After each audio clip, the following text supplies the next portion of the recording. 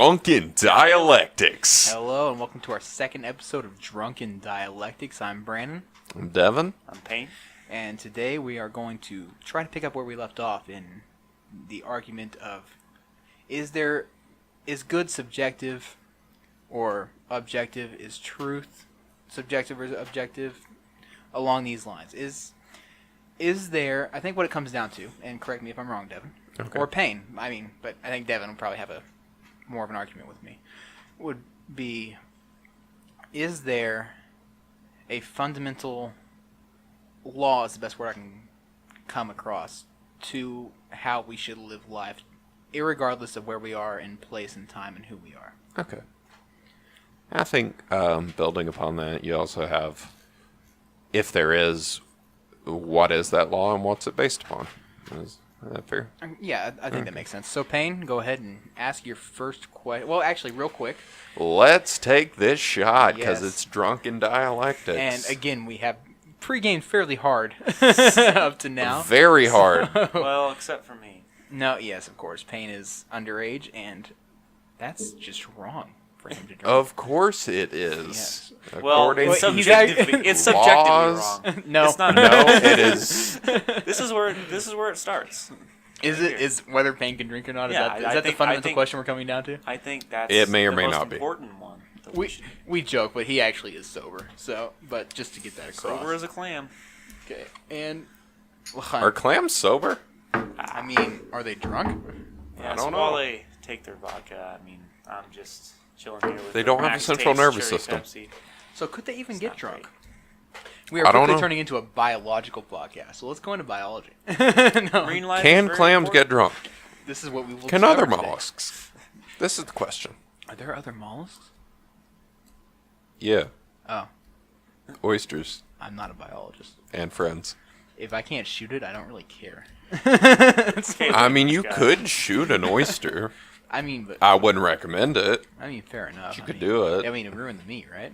Probably. All right, so okay, my first question, and this is basic, but I think it'll work. Devin, if we were to have an argument Okay. over objectivism versus subjectivism, ideally, what do you think it would look like? All right. Can you run that by me one more time real quick, Yeah, please? sure. Devin, if we were to have an argument over objectivism versus subjectivism, what would that argument look like? Like, ideally, like, from your Okay. perspective. I think ideally that argument would look like having a, someone from both perspectives presenting Okay. their viewpoint. Right. However, I think you have to kind of lay out the basis for those two arguments. You have to. Okay, well, let me. okay. I'm sorry. So, not the conversation type Okay. argument, because we have that down. I'm talking about like specifics in the argument. What would you argue, kind of? What would Okay. what would both sides argue? That's kind of what I'm getting at. Uh-oh. I think what he's saying is present your argument and then steelman what you think my argument will be. Yeah, that works. Okay. Is that I can what do you're that. Yeah, I trying mean that's to kind of do? what I have in mind. And I'll do the Okay. same to you whenever So, you're done.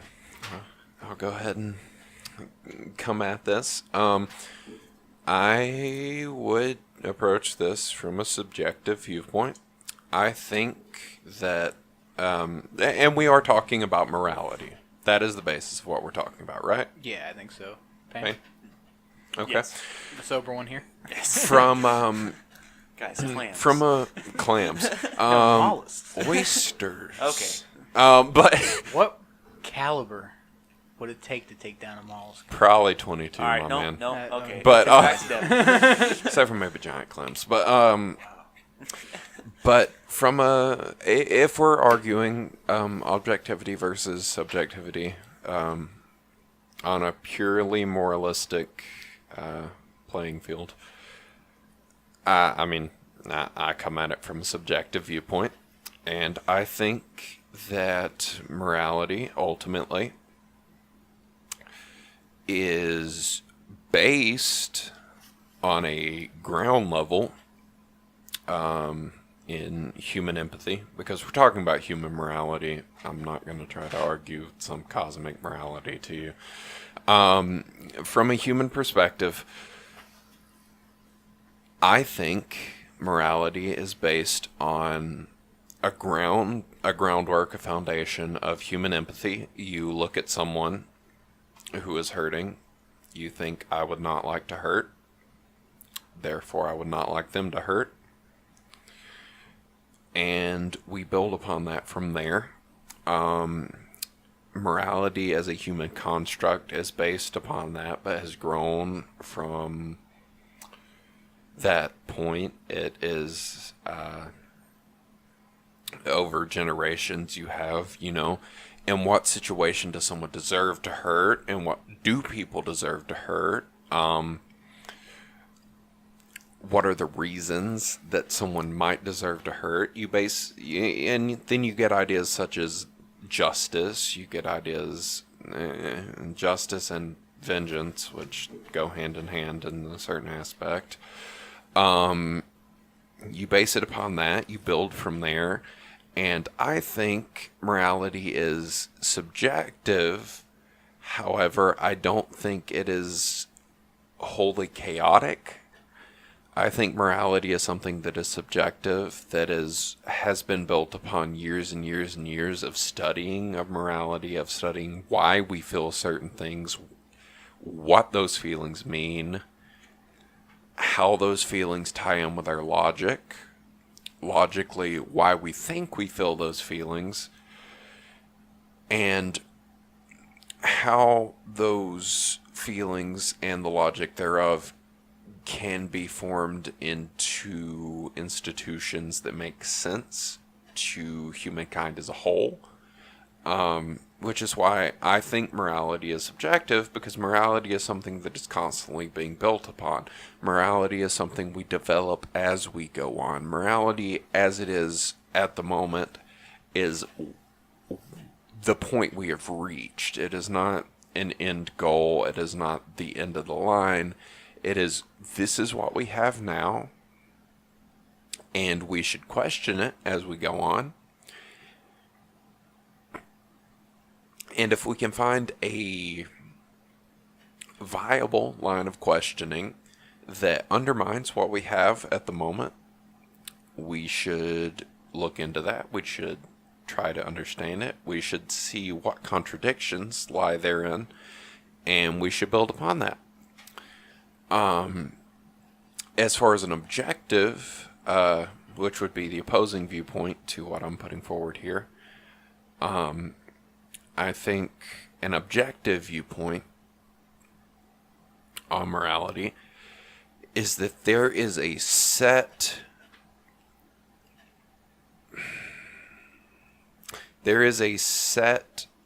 morality. There is a set reasoning of what is right and what is wrong, and that anything that we have done is based upon working upon that set morality.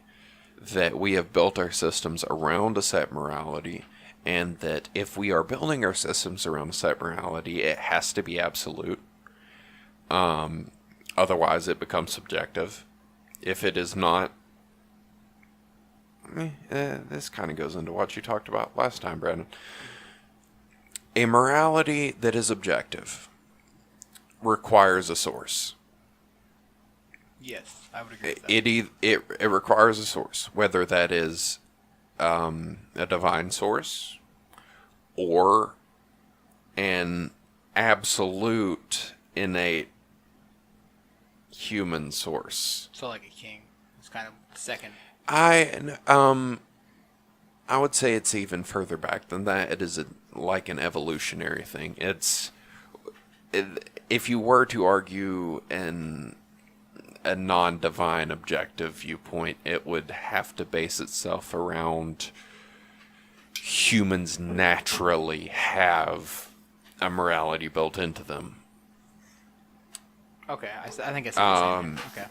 And again, I think in that case, if you do argue objectively that your viewpoint of there has to be a God, makes a lot more sense in that context. I would completely agree. Because it's kind of questionable how a full moral code just happens.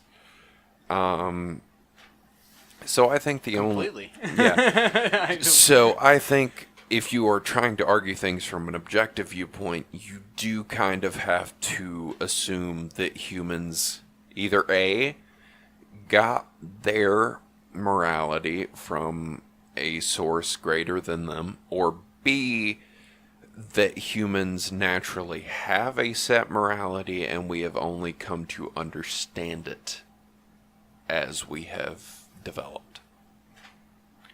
Okay, I see what you're saying, and I agree. That's a perfectly fine steel man of my argument.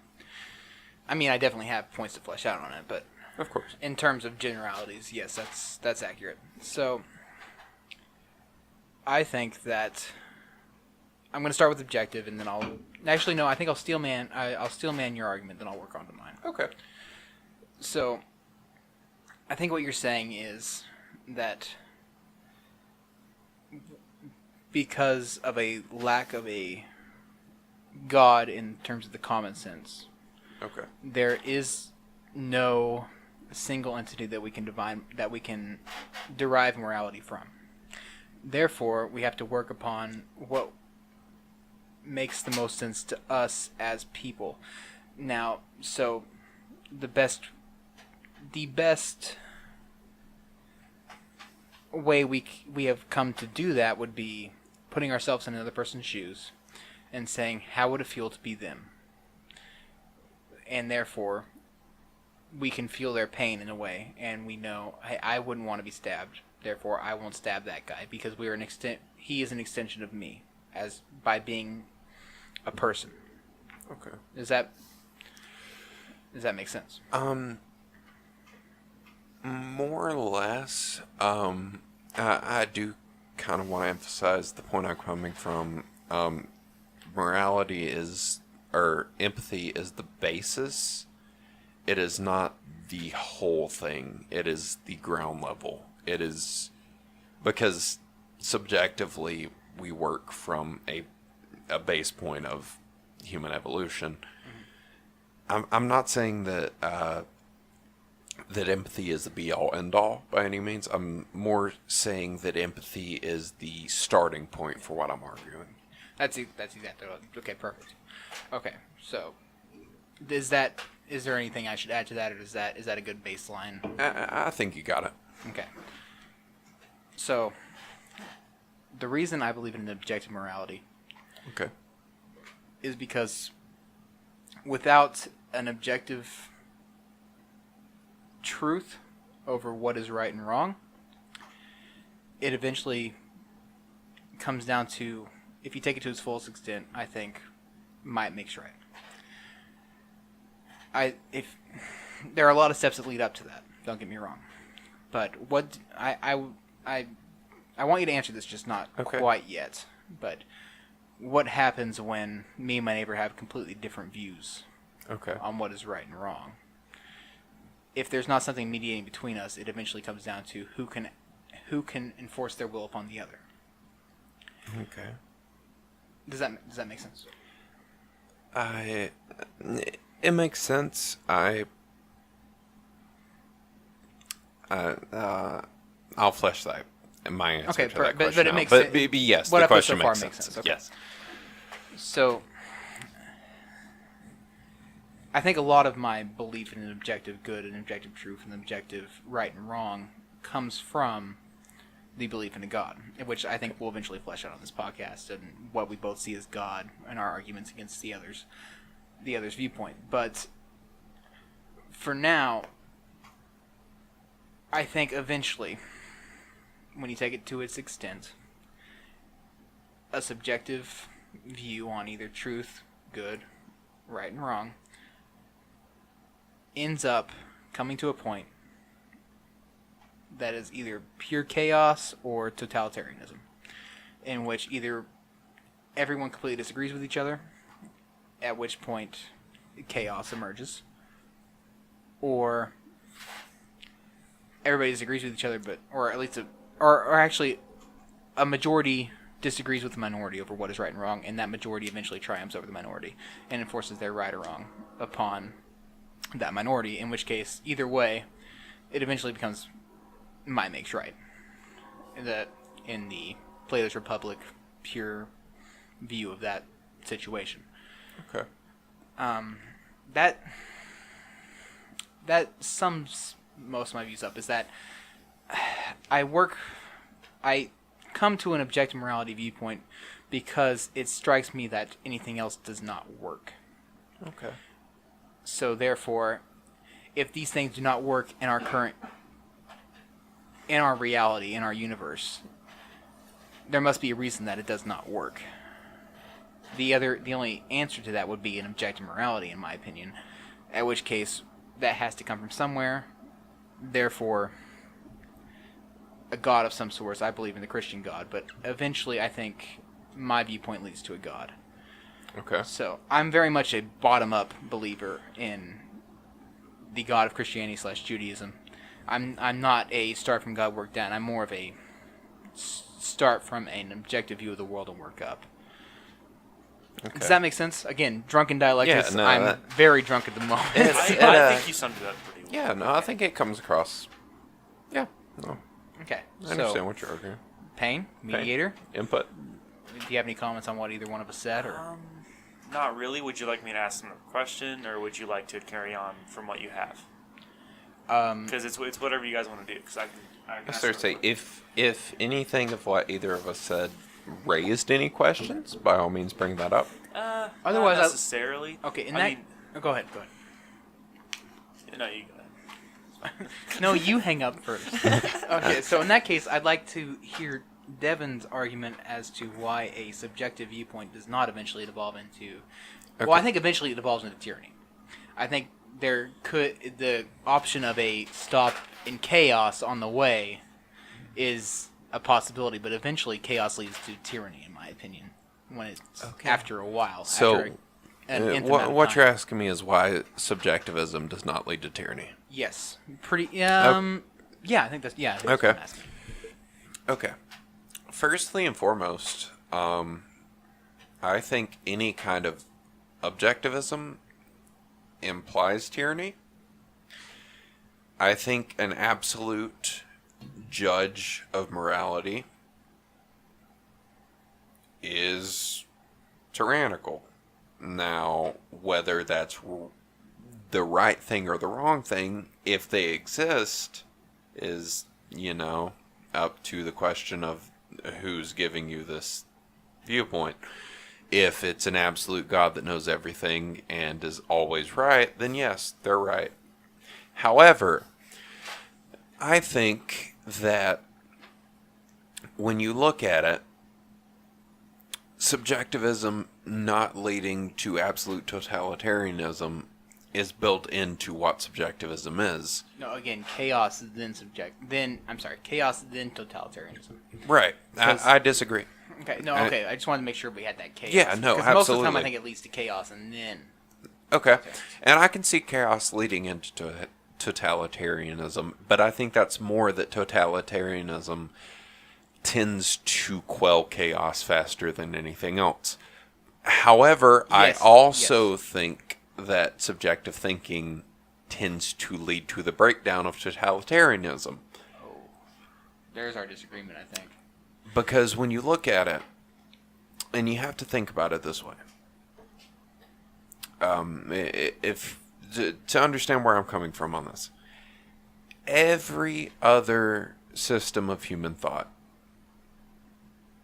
is based upon constant revisionism. Science is based upon constant revisionism.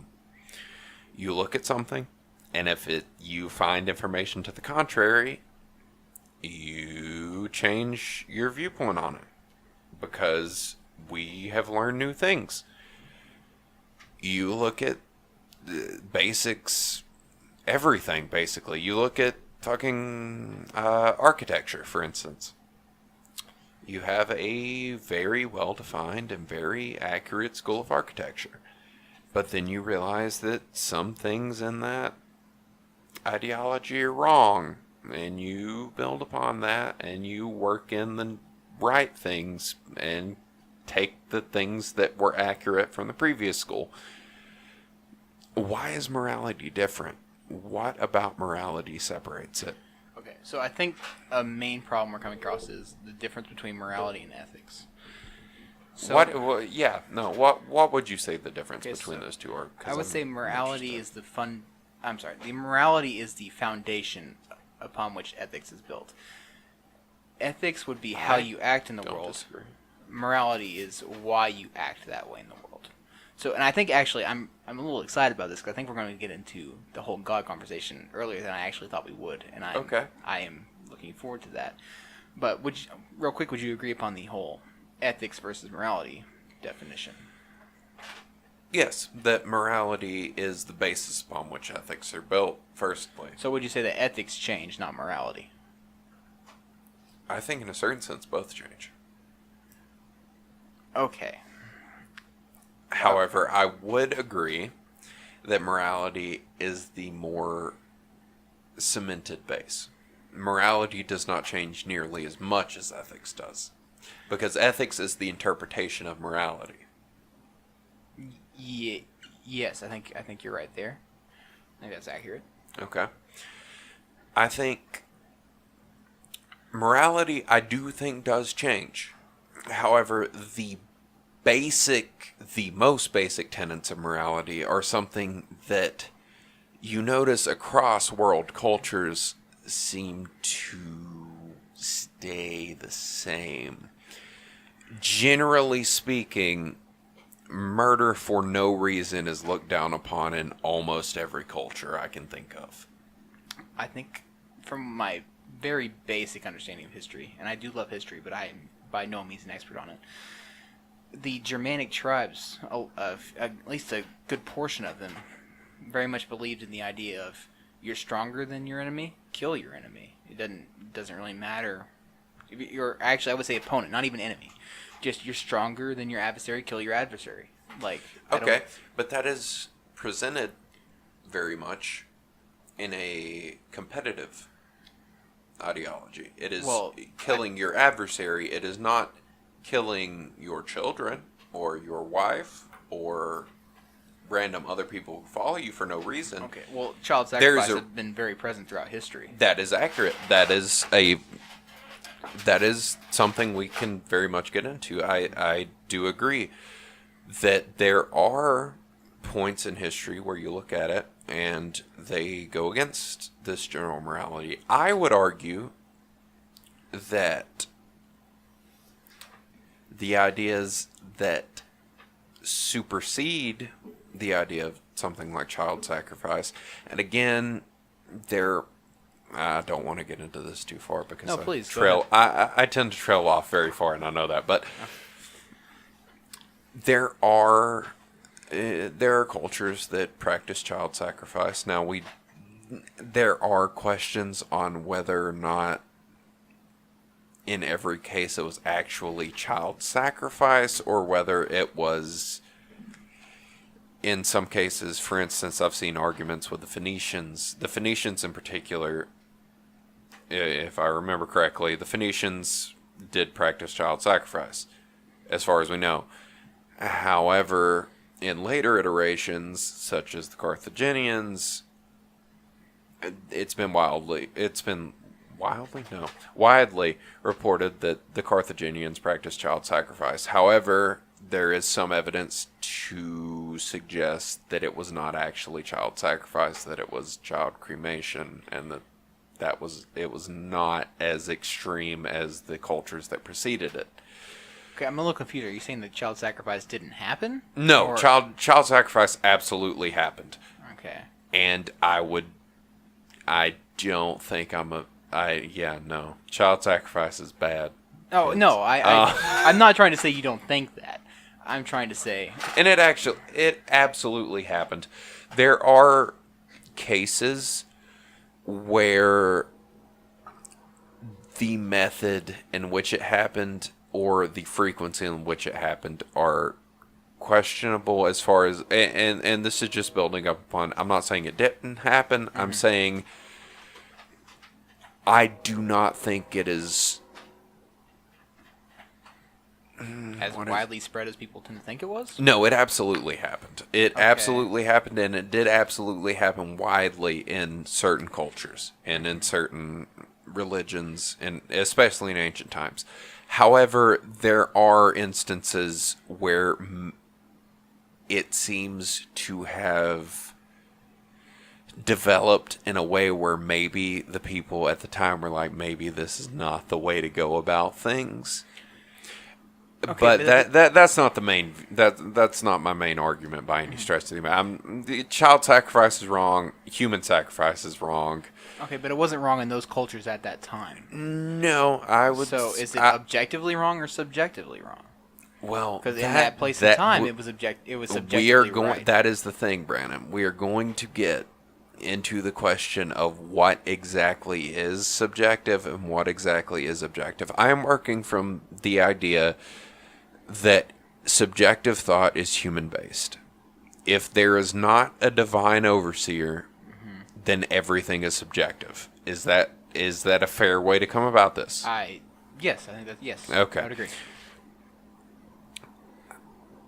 What my subjectivism, the way I'm coming at morality subjectively, is very much a gradual process. It is a process that develops over time. And it is a process that tells us in the present age, because we have developed to this point, that child sacrifice is fucking dumb. Yeah, I completely agree. And that human sacrifice is also not really in any way, shape, or form profitable at all. Okay, so I'm going to cut you off because I think I already have a fundamental disagreement with what you're saying. Okay. Which is, and correct I'm me if I'm curious wrong. what that is, but Okay, I can see why that might be taken the wrong way, but I'll flesh this out. So, from what it sounds to me like, Okay. you're saying is that, in hindsight, it's very wrong, which I Absolutely. would completely agree with. But you're not It doesn't strike me that you're addressing the wrongness of it in the moment. well, Because it hasn't been fleshed out in their culture, how can you blame them if it's not objectively wrong? you can only blame them in hindsight. Okay, so in the moment, they're not wrong. In the moment, in their culture, no, they're not wrong, because the rules they are working from are the rules they are working from the viewpoint of human evolution are wrong. However, because that's the thing I have to stress. When I say subjective, I don't mean everything is always has no guidance on what is right and wrong. I think subjective morality is something that has been learned over time. We have figured out what is right and wrong, which is why For you, actually. okay, absolutely. Okay, so are you saying that in the cultures we're in the present time, we learn morality based off society, the history we're given, or is it more of a psychological thing? I would say all three. Okay. I think modern morality is based first and foremost upon society, because the society we live in, and I don't think this is really even a questionable viewpoint, the society we live in is what gives us our morality. It's the morality we're told. Now, I think societal morality is something that bases itself upon both historical morality. We base our societal morality upon what we've learned, the mistakes and successes of our ancestors, but also that morality is based on a basic evolutionary morality. We base that upon what humans have learned based on just the basics of like harm and benefit. This harms us as a species. This harms us as a people. This harms us as a village. This harms us as a city, etc. So, subjective morality is not everything is chaos and we just have to carve our way out of it. Originally, yes, I would say that is the case. However, we have thousands of years of human history to base ourselves upon, and I don't think it's unfair to look back in hindsight and say, these guys fucked up. They were not, this is not optimal. And yes, that is in hindsight, and if I were in their society at the time with no knowledge of how things would go in the future, no, I couldn't necessarily say it was wrong. However, I'm not going to say that there weren't people in their society that looked at this and were like, this doesn't make sense. Would you also say that your development of right and wrong is taught by your parents? Are we getting into the whole See? serial killer? All Mother in around- prison I thing? think that, you know what? I think family and parents definitely play a part in it. I think what you teach a child in what is right and wrong is very much the most basic part of that human development that I'm talking about. Parents teaching their children, this is what I have learned is right, this is what I have learned is wrong. And the basis for that goes into,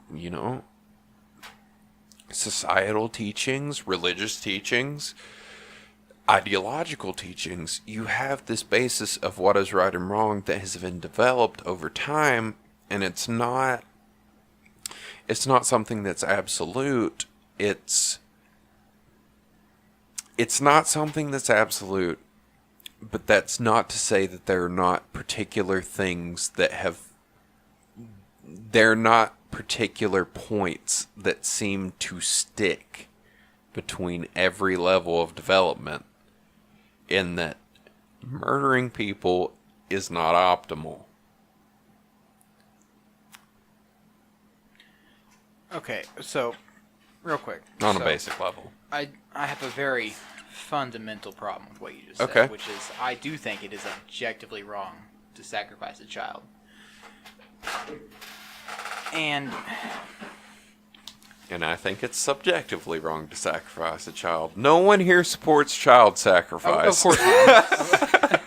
Of course not. I know you don't. I'm not trying to say that, but I think no matter where you are, who you are, when you are, it is still a crime against being is the best way I can phrase that. I have a question for you on that. Please.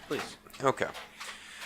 So, particularly in Christianity, and I believe in Judaism, I may be wrong, there is the idea that people who have not heard of God, who have not been taught the Word of God, cannot necessarily be judged for their actions, because they have not heard the Word of God.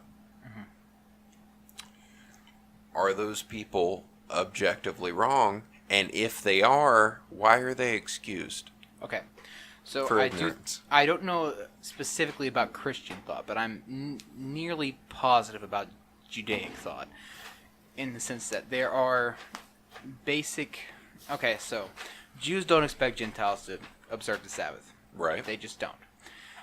But there are... I believe it's 7. I could be wrong. I could be drawing that from the 7 deadly sins, and the number could be completely wrong. Okay. But there are, let's just say a few rules that no matter who you are, when you are, where you are, if you break these rules, you're sinning against God. Whether you know of the Judaic God, Yahweh, Elohim, no matter how you want to say it, whether you know of him or not, you are sinning against being. Again, sinning against being is the best way I can describe it. Sinning against being is... that ties in very, very well with something I'll get into. But well, okay. But my point, but to answer your question, yes. No. I think you're wrong in that no matter whether you've heard of him or not, there are things that you cannot do. Okay. So there is an idea of I can't remember the name for it. There's this idea that for instance, children go to heaven no matter what because there's that idea that Okay.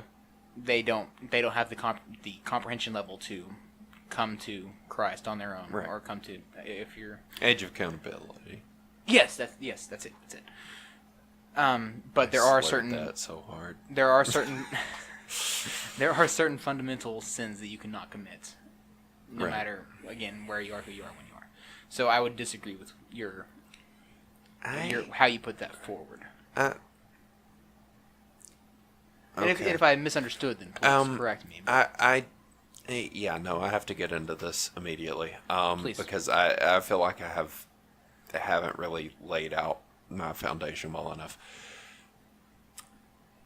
While I believe in subjective morality, and I've kind of mentioned this a little, but it's not basic enough because we got in immediately to cultures that disregard this, but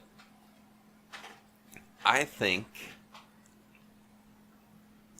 according to our state of being as human beings, there are particular tenets that naturally occur. There are things that naturally are counterproductive. Now, there are cultures that take part in these things for reasons that they think are productive at the time due to superstition or what have you. That would be the case for the Carthaginians sacrificing children, the Phoenicians sacrificing children. Mm-hmm. However, I do think there are set, and these are not set cosmically, these are set in a modern sense according to our logic, but in any consideration of human beings, they make sense if they are put forward. And I'm of the opinion that there were people, even if it was not reported, and I very well could be wrong. You know what? This is a faith-based argument. okay. But I think there, by the way human beings in conversation tend to function, I think in any society there were people who opposed certain beliefs and ideologies and practices. Do you disagree? Not at all. Okay. Well, I don't disagree with the possibility. I mean, I Yeah, can't know for sure, we can't know for sure, but somebody disagreed. most likely, yes. So, I think there are particular beliefs that are, at their crux, anti-human. They are counterproductive to the existence of human beings. I think on the basic level, murder is one of those. Killing people to kill people is counterproductive to the existence of human beings. Okay, but what if you're killing people for what you view as God? What if you're killing people for a good harvest, where if you believe that you are, by killing them, going to gain a good harvest and therefore feed the rest of the people? Well, then you are practicing an anti-human belief. Is it anti-human if it's going to feed the rest of the people? It's still anti-human. Why? Because it removes humans. It is antithetical to human existence, and thus it is anti-human. Okay, but not if you believe it's going to therefore feed people and therefore save more lives than it takes That's away. the thing.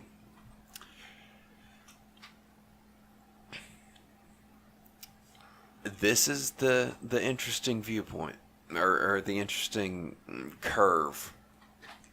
When I say I don't believe in an objective viewpoint, I don't think there is an ideological objective viewpoint. However, objectively, I don't believe objectivism doesn't exist. I'm not arguing that it absolutely doesn't exist. We have been arguing against objective morality up until this point. Yes, I think so. What I am about to argue for is not objective morality, it is objective existence, Okay. which is killing people diminishes the number of human beings. That is objectively true. Okay. That is free from morality. It is objectively true if you kill people that there are less people. Okay, so I'm going to put an argument forward. Okay. You have a gang of 3 people about to murder one. Okay. You can take out these 3 people. There is an overall loss as opposed to them killing that one person. Okay. How does your argument deal with that? Because there's an overall loss in human life.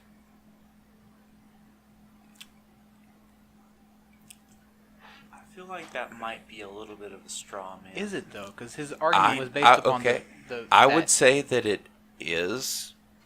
It is a bit of a straw man. It's definitely not a however, steel man. Don't get me wrong. But I don't think it's unfair. At the same time, I don't think it's unfair either. However, I do think it is a scenario that does not put forward enough information. However, but I'll approach it. I will Okay. give you more information if you want more information. What more do you want? Objectively, killing 3 people to save one is objectively a loss. However, I don't know why these 3 people are killing this person. If these 3 people are killing this person because this person is part of an ethnic group that they're then going to cleanse and it's going to cause a much more loss than these 3 people, that's a whole other animal. Okay, let's go pure. A group for some, they don't usually travel in groups, but let's just, for the sake of the argument, 3 just pure cold-blooded killers killing for the fun of it. There are no implications outside of this murder. There are already. If they are pure-blooded killers killing for the fun of it, then killing them is an objective positive for human life. Let's say they never kill again after this. I'm asking. This is the biggest hypothetical. It is, but it's not. It's relevant. I don't think it's irrelevant. I don't either. I would say you can strike a match and this man will burn, but Okay, that's fine. it is a Call straw it a straw man. man if you want, but tell me, I argue think- against it based on your point of view. I That's will my whole argue. thing. I have no problems with arguing a straw man. I just want to acknowledge this is a very much a straw man. I would disagree, but I'll let you And feel it. Go on. I think there are times that arguing a straw man is fair. Okay, so if I know for a fact that these people will never kill again, somehow, but they're killing this person, I don't know why they're killing this person. I have no idea why they're killing a person, but 3 people are killing a person for no discernible reason other than they want to kill. Killing this person does not benefit them other than they satiate their desire to kill, right? Yes. Yes. Fine. Then letting them kill this person is a loss. Why? Because killing this person has no objective gain. That's not your original argument. Your original argument was My that original a net argument did not include cold-blooded killers killing people for the sake of no reason. Well, it's okay. You know what? Okay, it's easy to argue something if you're going to leave out a very big problem to that argument. That's why I'm having a problem with the this. presentation I was just presented left out a whole lot of details. What I will give you details. What details? I'm not okay. Why are they killing the person? Again, they are again. They a wanna group of kill. serial kill- Yes, they want to kill. Then no, they should not be able to kill a person. The only, as I've But said, that's not the argument. The argument is that killing those 3 a benefit, even though it's a net loss in human life. yes, Why? because they are people who exist to kill. Their whole, as you have put it forward, their existence is to kill. They want to kill a person. Okay. Yes. Yes. Okay? I know nothing about the person they're killing. This person has done nothing wrong. They are killing this person to kill this person. Yes. So, them killing a person is is a loss. It is a loss of human life. Okay. Fair? Yes. Okay. Preventing them from killing a person is not a loss of human life Why? because no one's dying. No, I said you. I said. Oh, take I them am out. killing them You in do this kill case. them. Yes. Okay. A. According to this argument, their basis is killing people. Maybe this particular person, but it is killing a person for the sake of killing a person. Yes. Then yes, I would say you defend the person whose objective is not the removal of human life. Okay. Why? Because their objective is not removing human life for no reason. But it leads to an overall net loss in human life. Not necessarily. According to this This instance, person could have yes. 3 children. What? The survivor, the person I saved, could have 3 children. Then He- it's not an objective. He could loss. have no children. Right. You don't know. But the people The who, people you're killing could have 3 children each. There's 9. or they it could works both ways. If we are working on the that's the thing. We can't work on the assumption that I know they will never kill again. If we're also working on the question of whether anybody will have children. It's either they're killing this person and they may kill again, or no one involved will have children. Okay, you know what? It is I'm very gonna- much strawman for that reason. It is I'm gonna step in here. okay. 'Cause I think Do this- you see what I'm getting at, though? I I see don't what mean to both of tear you are apart getting your at. argument. I'm just No, it's fine like- to tear it apart. I think you're avoiding the main crux of the argument, though. In which What case, what is the main crux? the main crux is that good does not revolve around how many lives are spared or lost. It revolves around That's the reason in which those lives are lost I think and the means by which they're lost. I don't think we disagree. Okay, but No, but no, the no, point no. that you made before all this was that it is I'm arguing it from an objective viewpoint, but if I can come at it subjectively, the person who's being targeted deserves to live because they don't intend to kill people. okay. The So- other so people you're saying present actively want to murder a human being for no reason other than sadism. Okay, so it doesn't. Okay, so by transgressing against life, they have committed a crime against life itself. Yes. So there is more to this than purely how many lives are gained or lost. Yeah. Okay, I'm And that- I confused don't- because I think that was the point when we started that. I may have put it forward incorrectly. I Okay. did. That was not the. I do not like. I'm not running a numbers game. That's not what I'm trying to. Put That's forward. what. Okay, that's what it Oh, seemed like your okay. If original that was the argument case, was. I'm sorry. That's not what I was trying to argue. I should. it's I not should have that every put it back lie- to you originally. it- That's my bad. This is. We could have. I This should have is saved time It's by. how I have to describe this.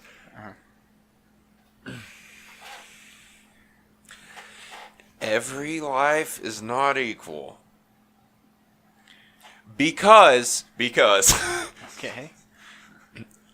those who seek to harm other life for no other reason than personal enjoyment do not have a right to do that because it. What is the best way to argue this? What is the best way to put this forward? Okay, essentially. I mentioned anti-human beliefs earlier. Certain ideas that are anti-human. Murdering for the sake of murdering is one of those. It is the most basic of those.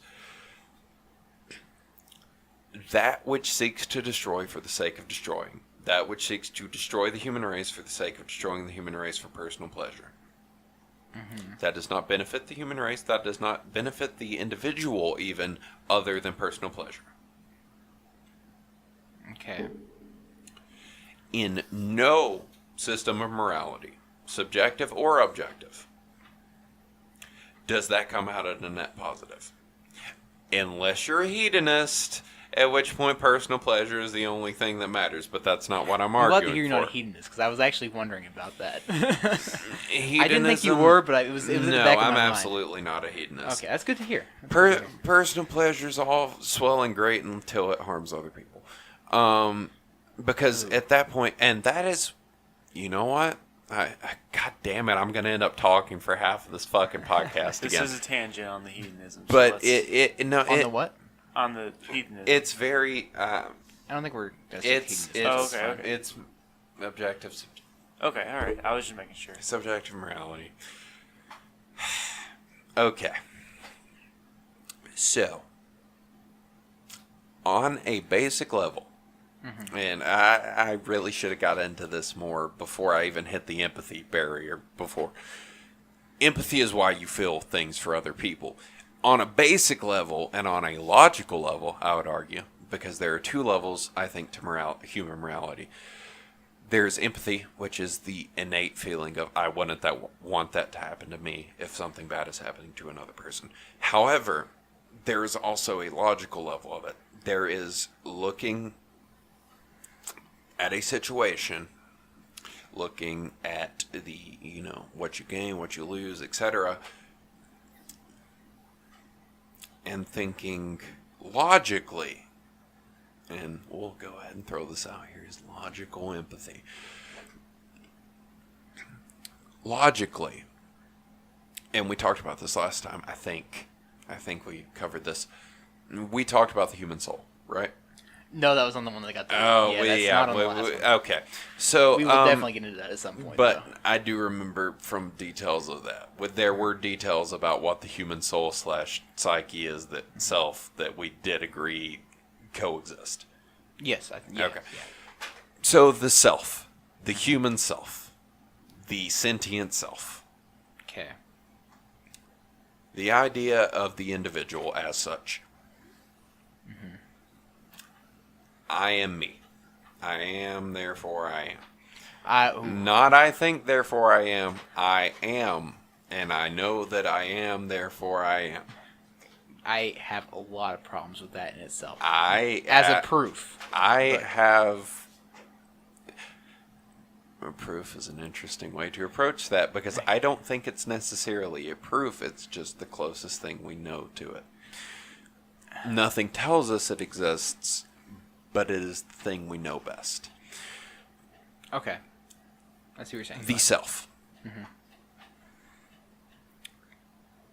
We know the self, and we know ourself. In some disagree extent, with we that. I don't learn think we do. ourself more extensively over time, what ourself is, but we know our consciousness as far as we know it exists. If it did not exist, could we exist?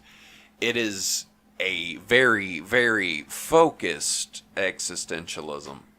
It's not the greater cosmic existentialism. It's if I don't exist, how am I thinking?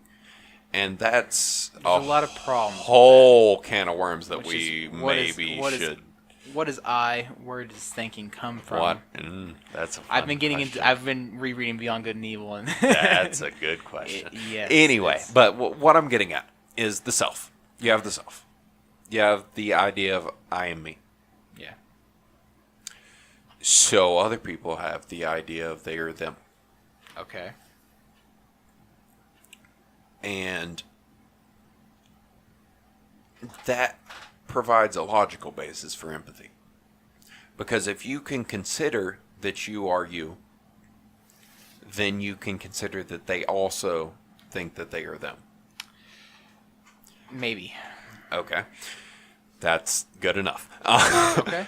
I do have an argument to this. I want They to go they ahead. are okay. If they are them, then they also have a self. Okay. So me as me, if my actions intrude upon their ability to be they as them, then it's the same as if they were to intrude upon me. If they were to intrude upon my ability to be myself if they were to impose authority over me.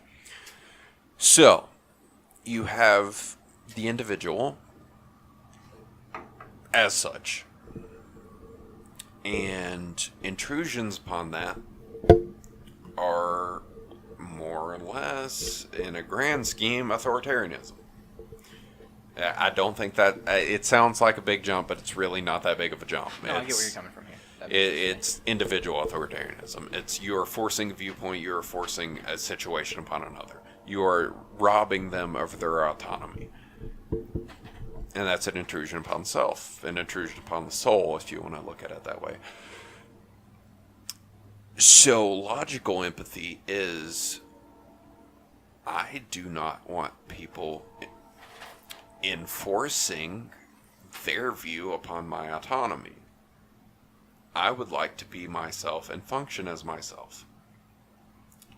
Other people probably would like that as well, because they have their own selves. So you have this case of, I want to form a government. Okay. That's not a problem in and of itself. I want to threaten these people that if they don't follow the way that I believe, that they will be physically harmed. That is an intrusion upon autonomy. That is an intrusion upon the self. Okay, so we have that basis. On a more basic level, they disagree with me. Fuck them, I'm gonna kill them. That's a hard and fast intrusion upon the self. It's not just the emotional feeling of empathy. It's not just looking upon them like, I, subconsciously don't want that happening to me. It's logically, I do not want to be murdered because that deprives me of myself. And I think that forms a firmer basis on a lot of things that universally, and not universally, there are exceptions, but things that are considered crimes that are generally agreed upon with few exceptions. Murder. Okay, you don't want murdering someone deprives them of their sense of self. They can't be themselves if they're fucking dead.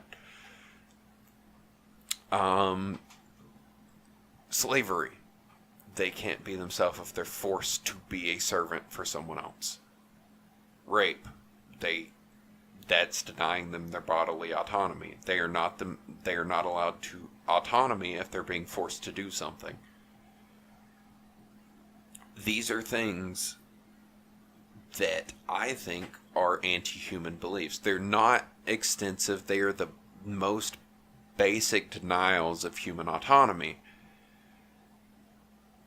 So when you ask, there are three people who want to murder one person for the sake of murdering, their entire goal is the denial of autonomy. Their entire goal is an anti-human activity. So while it is subjective in its basis, it is not a loose, built upon sand idea. It is still solidified. Subjectivity does not mean everything is constantly in flux. Subjectivity means everything can be questioned. And when you question everything and everything leads to certain conclusions, and when alternative conclusions are argued and can't be argued to a point where they supersede those, you have the basis of human culture. You have, no one can argue against this. Oh, I'll try. People who try generally come to a viewpoint where it's like either absolute hedonism of the self is the most important thing, which is contradictory. Because if your self, it is the one swerve Stirner didn't manage to hit. If the self is the most important thing, then every person has a self, and every self is equally important according to this egoist point of view you've put forward. Then you kind of come to the conclusion that the agreement among these egos is the generally held viewpoint of these egos, which is don't murder people, don't rape people, don't enslave people. And I think that is the big three, if I may. Okay, so I have a fundamental problem with what you're talking about here, and this is why I'm actually not an anarchist, even though I tend to, from a emotional standpoint, find a lot of their ideals to be my ideals. I just don't think it works, and Okay. because it seems to me that your idea of morality necessitates a people that are both A, rational, and B, empathetic. Or maybe logical empathetic. You literally, I think you said logical empathy. What I was trying to get at there is, I think there is very much an emotional empathy and a logical empathy. Okay, that works too. Okay, so let's get a little bit personal here. I am not by any means a naturally empathetic person. I have had to cultivate my empathy over the years. I do not by nature put myself in other people's shoes. It was difficult for me at first to actually learn how to do this. So, what happens to these people who don't try to cultivate that because it's not their natural temperament? If they do not have this, and maybe I'm the exception. It's possible. It's completely possible. But I exist, and I don't believe I'm the only one. So, if these people don't have that faculty, how can they develop this rational or logical empathy of yours? If it's necessary for your structure, it seems to me that a morality cannot exist that both includes them and those who are naturally empathetic. I think you, in a sense, answered part of that question yourself there. You said you're not naturally empathetic. No, not at all. Okay, but I guess yes, I did say that, but yes, I'm not at all. You did say you have cultivated it personally. Yes. What would you say the reasons are for that? Mainly, my philosophical learnings. I realized it was a necessity that I had to have. I'm not trying to say that I'm better than people, but I don't think a majority of, I would say that. I don't think a majority of people have. If they don't have something that literally comes up and hits them in the face and says, hey, you need to work on this, they're probably not going to work on it, because why would they unless that happens? I would argue that the fact that came up at all is a sign that human understanding as a whole has recognized that empathy is a positive attribute, and that your study of human understanding as a whole has led to that. Would you disagree with that? I don't think I would, no, so Okay. Go ahead. Which is where I was coming from with the logical empathy, because as we've talked about before in some of these conversations, emotional empathy is what I feel like the very baseline of my argument of morality. But I don't think it's the entirety. I think it is very much the baseline. I think it's very much, you have people who naturally look at people and go, I would not like to, suffer. But They- what if I don't they see see- my suffering and other people's suffering? Right. You don't immediately emotionally see it. Yes. Which is where I get into logical empathy. It is not an emotional reaction. It is a basic consideration. It is, you consider what you would and what you would not like to experience. You see other people, while you may not naturally see yourself in those people, you can recognize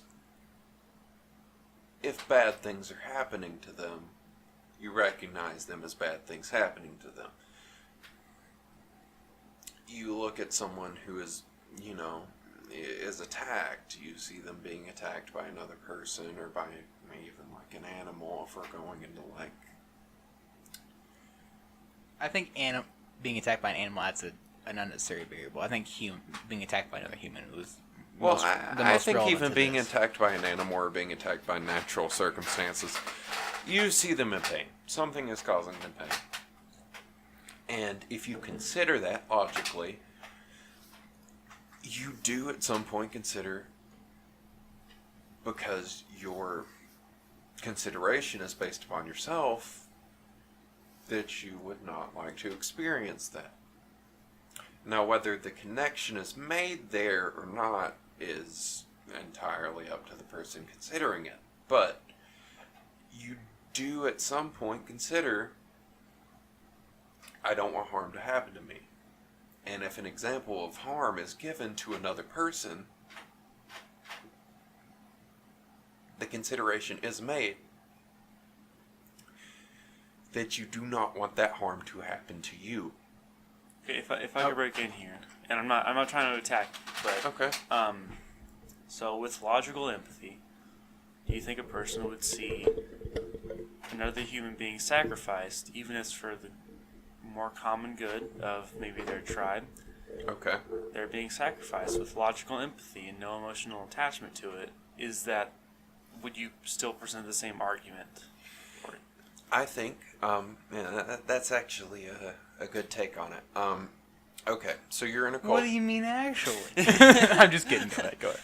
So you're in a culture where sacrifice is seen as the greater good. You sacrifice a person, and it will bring you a greater harvest, or it brings you, less floods, things like that. Okay.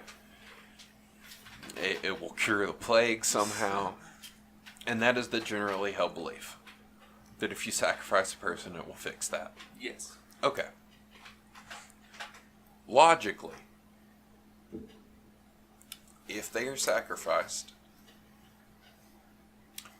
and immediately you see these circumstances alleviated, then in and of that individual, at a time before they have access to information that would prove otherwise, they will believe that has fixed the problem.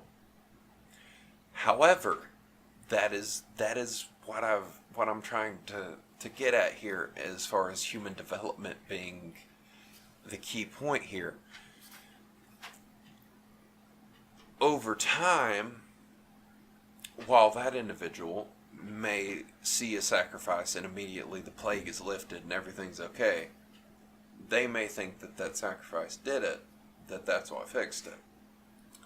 However, as time goes on, humanity as a whole comes to realize that was not the case. The sacrifice did nothing.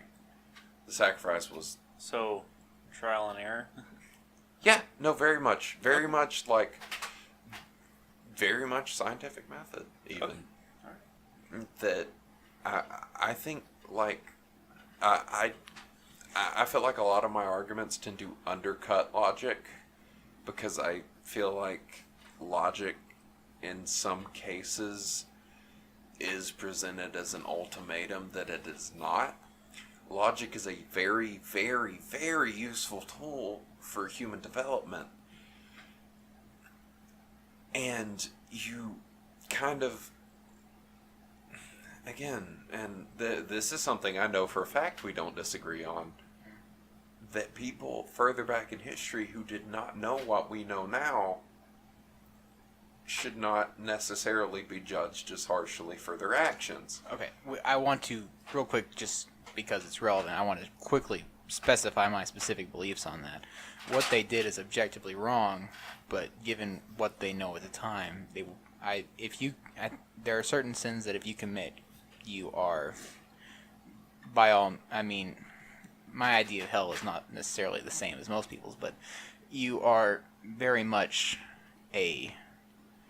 you have sinned against life, no matter where you are, what you believe. But the judgment of that sin based on what you know would probably, yes, in my opinion, would be different. Okay. The way I would present that, and it's not really that different, it's more just the positions. When we look at something like human sacrifice from the modern viewpoint, we know it was wrong. We know it had no purpose. We know it did no good. At the time, they thought it did. And in some cases, maybe they had reason to think it did. Again, like I said, maybe you make a human sacrifice and the plague that was tormenting your people suddenly lets up. From what you've seen, that seems to suggest that human sacrifice fixed the problem. From looking at it now, we know that's not the case. We know there were other reasons that the plague subsided. We know there were other reasons that people weren't getting sick. However, people at the time did not know that. People at the time did not necessarily understand the full complexities of things like germs. So, were they wrong to sacrifice people? Yes. Yes, they were. Killing people is wrong because killing people is antithetical to life as itself. However, were they as wrong as someone who, knowing now that sacrificing someone will not fix sickness? No. Because they know better. Okay, I think I've just realized something. Okay. I don't think you believe in necessarily a pure okay, I think you have said this, but I'm going to try to flesh this out and see if you agree. You believe... Let us take another shot. Ooh, okay, Payne, do your talking. Payne, please. If you have viewpoints, please. Oh, okay. I don't really have anything yet. Yeah, you do. I think there's still some to flesh out with Devin, and there's definitely more to flesh out with Brandon. We've been arguing against Devin a little bit more than Devin's beliefs have been pressed more than anybody's tonight. So, well, I think that's mainly because mine's fairly straightforward. Good tea. Okay, yeah. Thank you. I like it too. It's got But a tang to it. but mine's fairly. There's not a ton of nuance. Objectivism does not leave a lot of room for nuance, Okay. whereas his viewpoint does. So Yeah. you're gonna have a lot more arguments one way or the other when it comes to a subjective viewpoint. He's the one representing that. Therefore, I don't know what I'm getting at here, but It's so I'll the take my nature of shot. the beast. Yes, exactly. It's the nature of the beast. That's just. I'm sure there will be. Subjectivism requires more argument. Yeah, so I'm sure there will be some instances where I am going to be talking a lot more than Devin. It's just this specific thing doesn't really necessitate it. And really quickly, if I can talk from a viewpoint that is not necessarily my own, but is a subjective viewpoint, or rather, no, I think this is good. Something that will give you more basis to argue with from an objective viewpoint, because I feel like the viewpoint I'm arguing is very much a subjective viewpoint that tends to tie into the tenets of a lot of objective viewpoints. Actually, The basis for them being different. I think actually that's what I was about to say. So real quick, I don't think you're necessarily a subjectivist in terms of the common sense. It's more like morality is objective, dependent on what time it takes place in. Was that fair? See, Based upon the knowledge of that time. I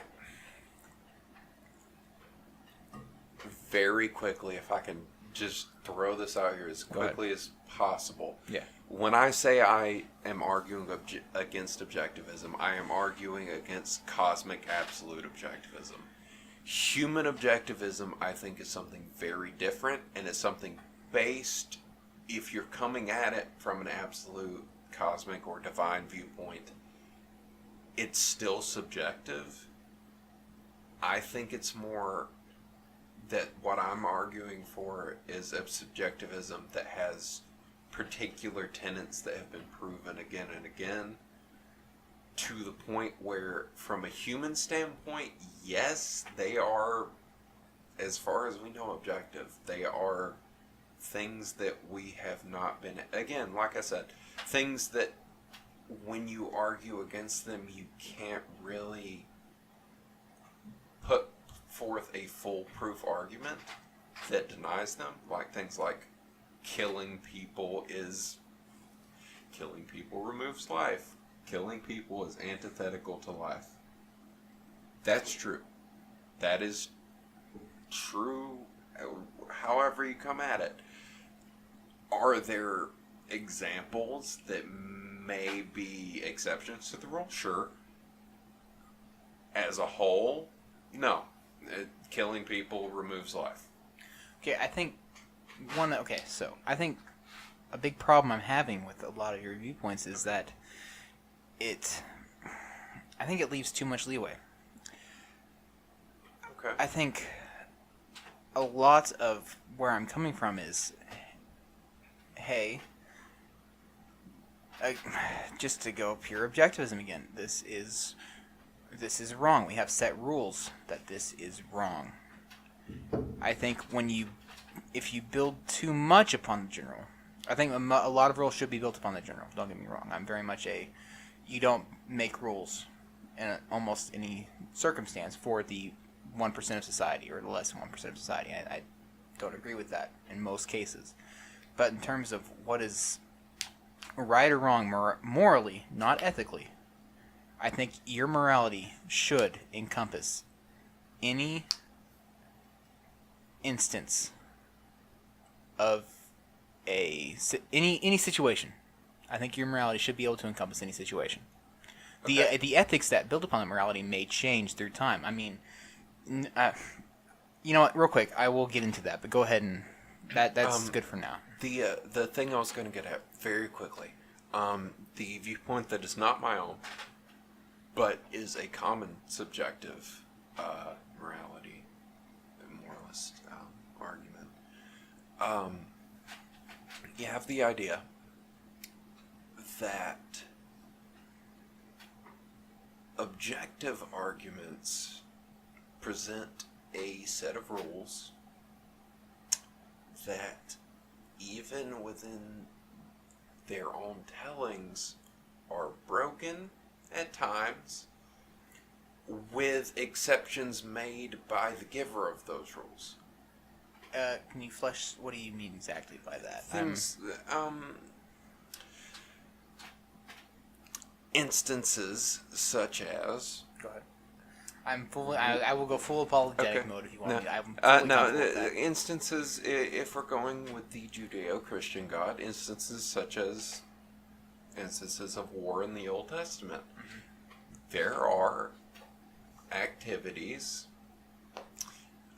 that are taken part in that, according to the objective rule set, are wrong. However, because of the situation they take place in, are not wrong. Because, and again, according to an objective rule set, this makes sense. God tells you they're okay in this instance. In the instance of war.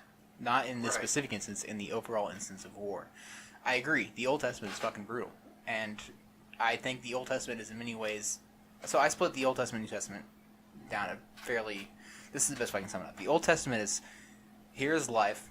Life is rough.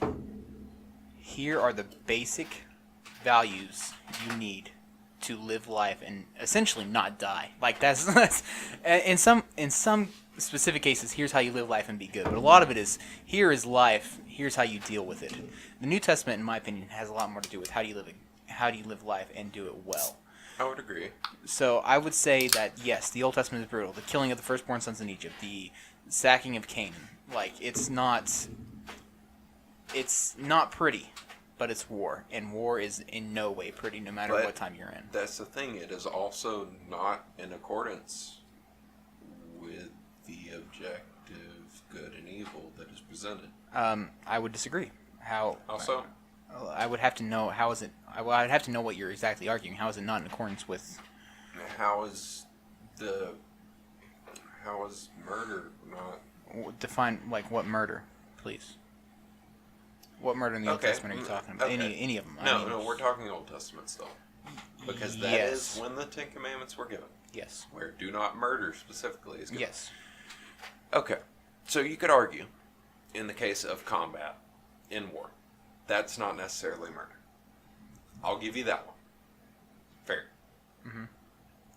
But in the case of what you've already said, the firstborn children of Egypt, what did they do wrong? Okay, so there's this idea that's given throughout a good chunk of the Old Testament that you are, in some ways, accountable for the sins of your fathers. Not actually. I would actually reverse that. The sins of the fathers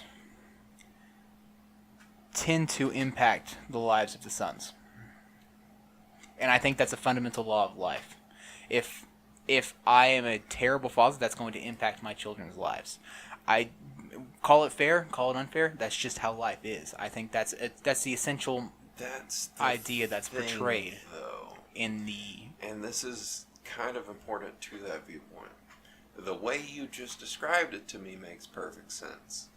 The way it's actually executed is not the way you just described it to me. What do you mean by the way it's executed?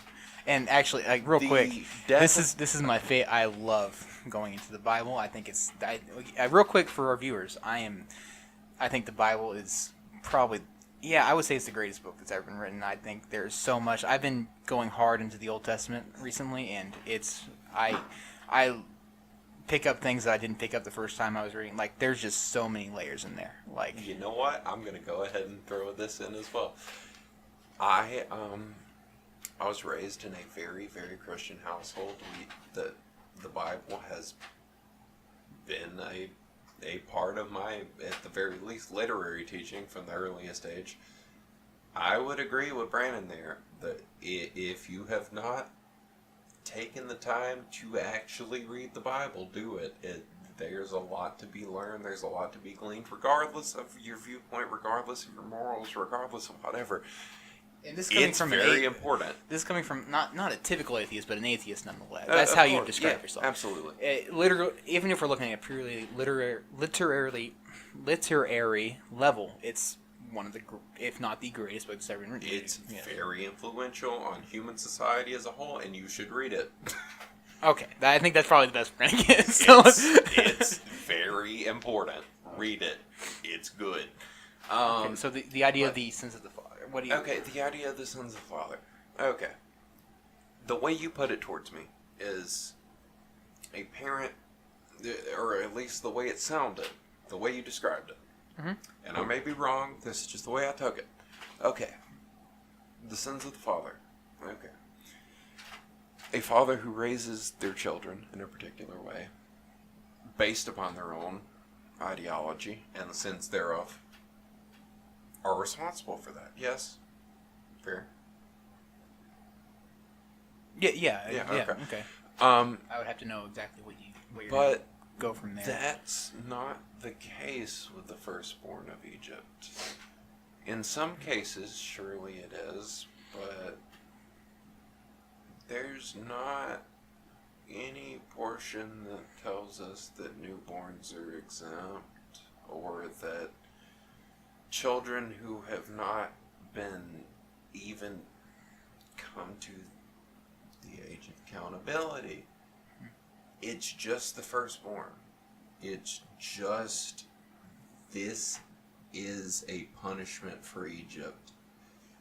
It excludes those firstborn. It excludes their autonomy. It excludes who they are. We are not given who these people are. We're just given the firstborn of Egypt died.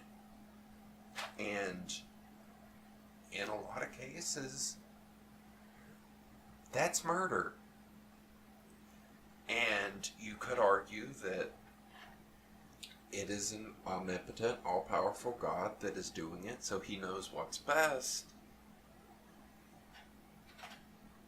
But I would argue we as humans know that that is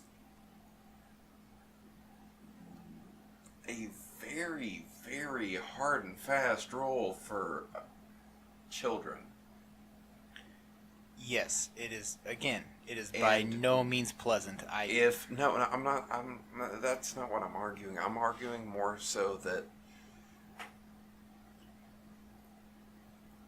I'm sorry. This is not the hill I would typically die on, but I feel like I have to do it just because this is where we've gotten to.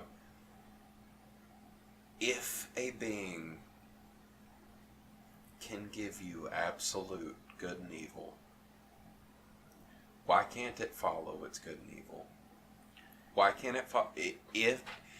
Can a being that will not follow its own, is a being that will not follow its own rules on what is good and evil, a good source to draw what is the nature of good and evil from? I think I disagree with your fundamental. Fundamental's not the right word.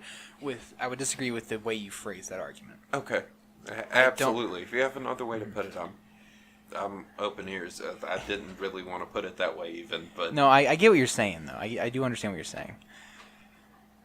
It's just, and again, I don't intend to talk for most of this podcast like I did last time, but it's very much one of those stories from the Bible that. I will not lie. It's the one I've struggled with the most. It was the one I listened to, and I was like, "That doesn't make sense." It is. It's the one I will say without doubt, it's the one I've struggled with the most. Is the killing of the firstborn. So it's not. I'm interested in hearing like any other take on it that doesn't just completely. Okay. So. Things. Here's the best I can do this in my very drunken state. In fact, you know what? Fuck it. Let's do another shot before I go. It won't. Yeah. No, It shouldn't impact me until I'm. Surely it won't hit me until I'm done with this. So, Payne, you're talking. I need a minute to think. Payne, we are what deep this comes down theology level right now. What this comes down to is Devin brought up literally the one part of the Bible that I've had the hardest time dealing with, and I really have to think about how I'm Have I proved I'm not bullshitting about the Christian raising thing yet? Raising thing yet? Yeah. No, it's very much a difficult subject for me. This particular passage of the Bible is very difficult for me. So, Payne, do your talking while I think. Well, here we go again. Talks with Payne here. Yeah, so the weather tonight in Brandon's garage, 42 degrees is what I'm reading, and it feels like -10. It's really not that cold. My fingers are you know what? Off. You know what? I'll give it to you. It's pretty cold out here. It's kind of chilly. Everything's freezing. Cheers. Okay. And so I'm just going to sit here and watch them have fun with their alcohol. And, Jesus fucking Christ. Okay. Yeah, that sounds Sorry. Quick sidebar. Yeah, one second. Here you go. Okay. So, quick sidebar. You've probably heard me toast with L'chaim twice now. And again, I am purely stalling for time right now while I think. And that's okay, because my and and etc. are all that as well. So, while I think I'm going to go off on a tangent while Devin lights his cigarette, I'll cut that out if you don't want me to put that in. I really could not care less, man. Okay. So, I'm going to be honest, anybody who hears this and is offended by me smoking is going to be much more offended by everything else. So. Okay, so, as I'm stalling for time, again, I mentioned L'chaim.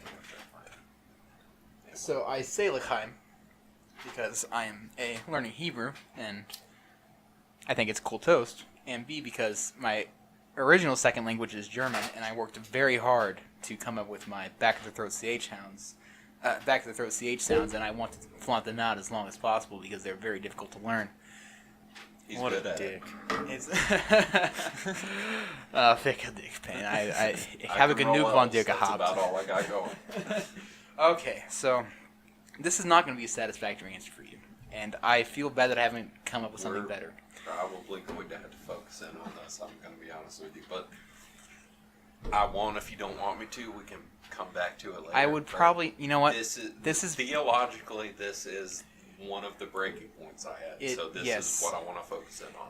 Okay, so I'm gonna put a few points out real quick, and I do want to come back to this when I've had more time because I'm doing a strict read through right now. I've done in depth on the first chapter of Genesis, and that's all I've gotten to in terms of really in depth going into multiple commentaries on it, all that kind of stuff. I have not in any means gone to Exodus yet, so I can only do what I can with my limited knowledge. Okay, so the killing of the firstborns in Egypt.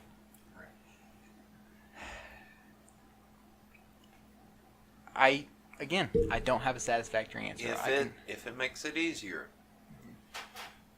you can approach this wholly from an attack on objective viewpoint from a god. You don't have to go into it more than that. No, I do want to touch on this real quick, just purely to Okay. show real quick that I am by no means a professional in terms of theology, philosophy. I know what I know, and I know I don't know much. Dang. Shout out Socrates.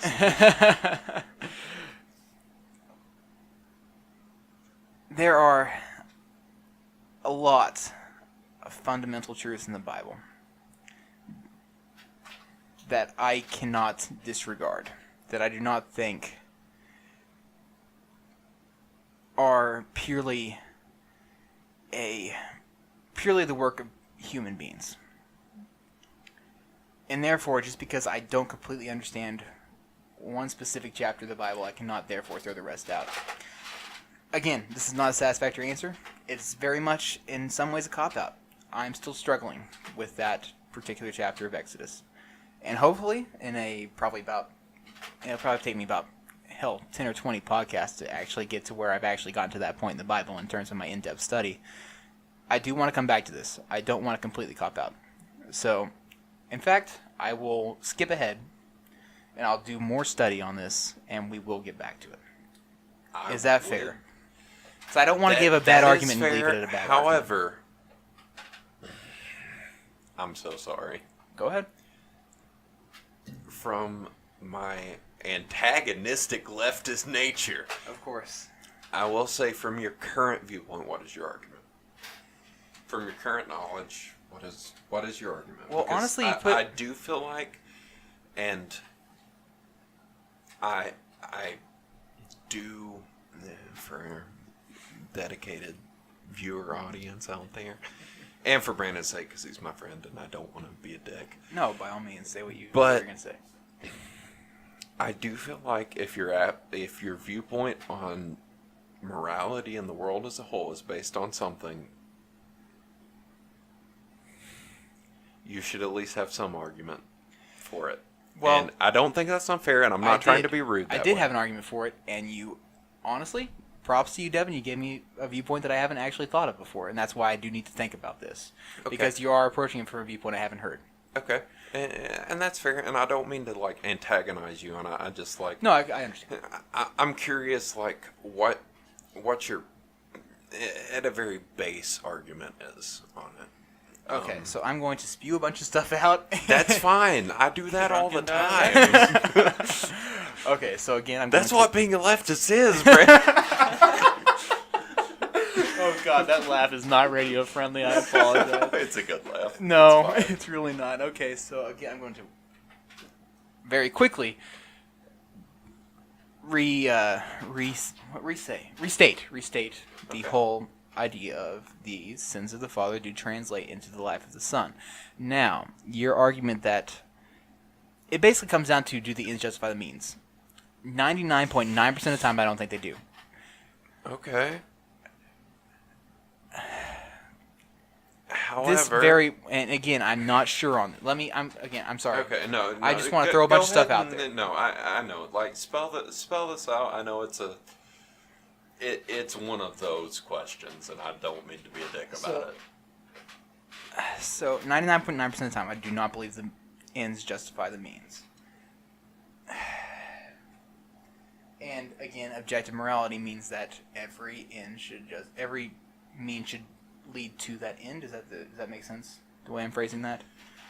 You shouldn't. That objectively, yeah, Based on how I put it.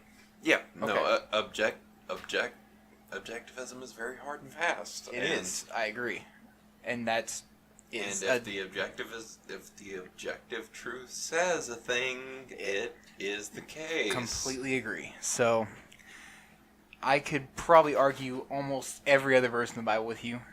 This is one where I'm like, I don't want to say the ends justify the means, and I don't think that's the reason I don't want to say it. Isn't because it's hard, is because I don't think it's correct, and therefore I do have to think more on it. And again, I think real quick, I don't mean to distract. No, you're good. I don't mean to distract. Please talk more. But I don't want to be rambling for half of this. But I think this is I don't think we're going to change each other's mind fundamentally. I really don't. I don't think I'm going to pull you very far to the right. I don't think you're going to pull me very far to the left.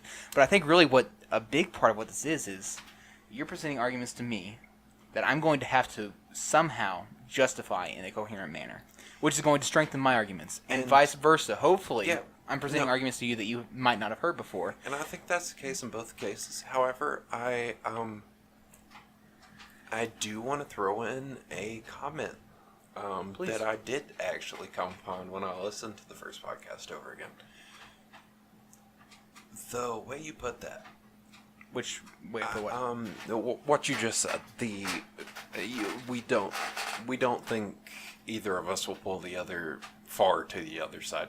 I agree. I don't think either of us will pull the other far to the other side. I completely agree with that. We are both pretty set in the general basis of what we believe. However, I don't think I do think there are cases where we may pull each other the other way. I think very. Even just from the conversations we've had, I've been forced to think about things in a different way. If anything, we might cement each other farther the other way. Now that I think about it, I do not think we're both going to end up being enlightened centrists at the end of this by any means. I do not think so either. However, I do think maybe between the two of us, we will come to see the positives of the other's viewpoint, the things that make sense, even. And I don't think either of us will pull the other one way or another. And honestly, that's kind of a problem I have with the whole perspective on politics and morality, etc. Is that you pull one way or the other. There are a lot of things that are kind of in between that you can justify the same thing, right wing or left wing, or libertarian or authoritarian. Real quick, I think a lot of us have. You touched upon it last time, which is Okay. basically a inert reaction. I'm glad to you something. remember things I touched upon. Well, last time. I had to listen to it multiple times to get the audio and stuff right, so it's not that I remembered in my drunken state; it's that I remembered post hoc. But you touched upon that. We have a lot of people. Actually, pretty much everybody has a innate reaction to any given Right. circumstance. Might not be the right word, Yeah. but that's what I'm coming up with now. So, but and I think that's correct, and I think that's probably good for society as a whole. I think there's a reason we're basically 50-50 split in terms of pretty much, well, especially in terms of the United States, in terms of right and left. You disagree on what left is, but in terms, no. go ahead. That's not. I do disagree on what left is, but okay, let's go pure But that's pro not- hierarchy, anti hierarchy. I was going to say, but that is not the argument I was about to put forward. Well, it will only take me a second. So I promise. Go ahead. I think a lot of us are either innately pro hierarchy or see problems in hierarchy. Innately, and the degree to that is very much dependent on person to person. But I think there's a very much reason that it's 50-50 split. I think it's situation to situation. Perhaps, but my main point is that I think a society best functions when there are just as many people arguing for the hierarchy as against it. And I think we have an innate? Both work. Okay, perfect. So we have these. Innate's better though. Okay, we have these innate feelings. Might be the best word. Okay. For a good reason, in that if Are it you skews too much, saying if it that skews too much, feelings have value. completely. I never argue that they don't. Go fuck yourself, Ben Shapiro. No. Anyway, I have to get him one fuck yourself, Ben Shapiro per podcast. Fair But en- go fair en- ahead. It's in the contract. It's in my contract. I'm sorry. He signed a contract as an anarchist. It's in there. I'm sorry. But real quick but I think there's a good reason for that. I think a society best functions when there are just as many people arguing for and against a hierarchy. Because I think, again, looking from the outside in, as I've struggled very hard to do, and I don't by all means profess to be inept. Not what's the opposite of inept? Competent. I don't by all means pretend to be competent at looking at things from an outside view. But the best I've come up with is that I think if it skews too much one way, bad things happen. Would you agree to that? Yeah, absolutely. So- Absolutism is a bad thing. Perfect. I because completely agree. Everything must be questioned. So I think we are in some ways either born or raised. I think born might be the right way to look at it, with a certain view on life, and our job is in some ways to flesh that out as best we can. I haven't actually thought about this before. This is purely in the moment. But do you see what I'm saying? Yeah, That no. way it's the best arguing against the best, and we can come across synthesis, antithesis, synthesis. We actually, I feel like this is a better description of what exactly this podcast means to do. Oh, I completely agree. Uh, I just haven't fleshed it out until now. Oh, Payne speaks. I disagree with the born part. Do you? With the what part? Okay, when you say The porn part. The The porn, porn? part. No. Pornography. born, What's everybody's favorite type of porn? Jason, Let's go around. No, stop. as long as they're consenting. Whoa. You okay over there, man? Anyway, Yeah, I'm fine. That sounded. Yep. Everything's a-okay.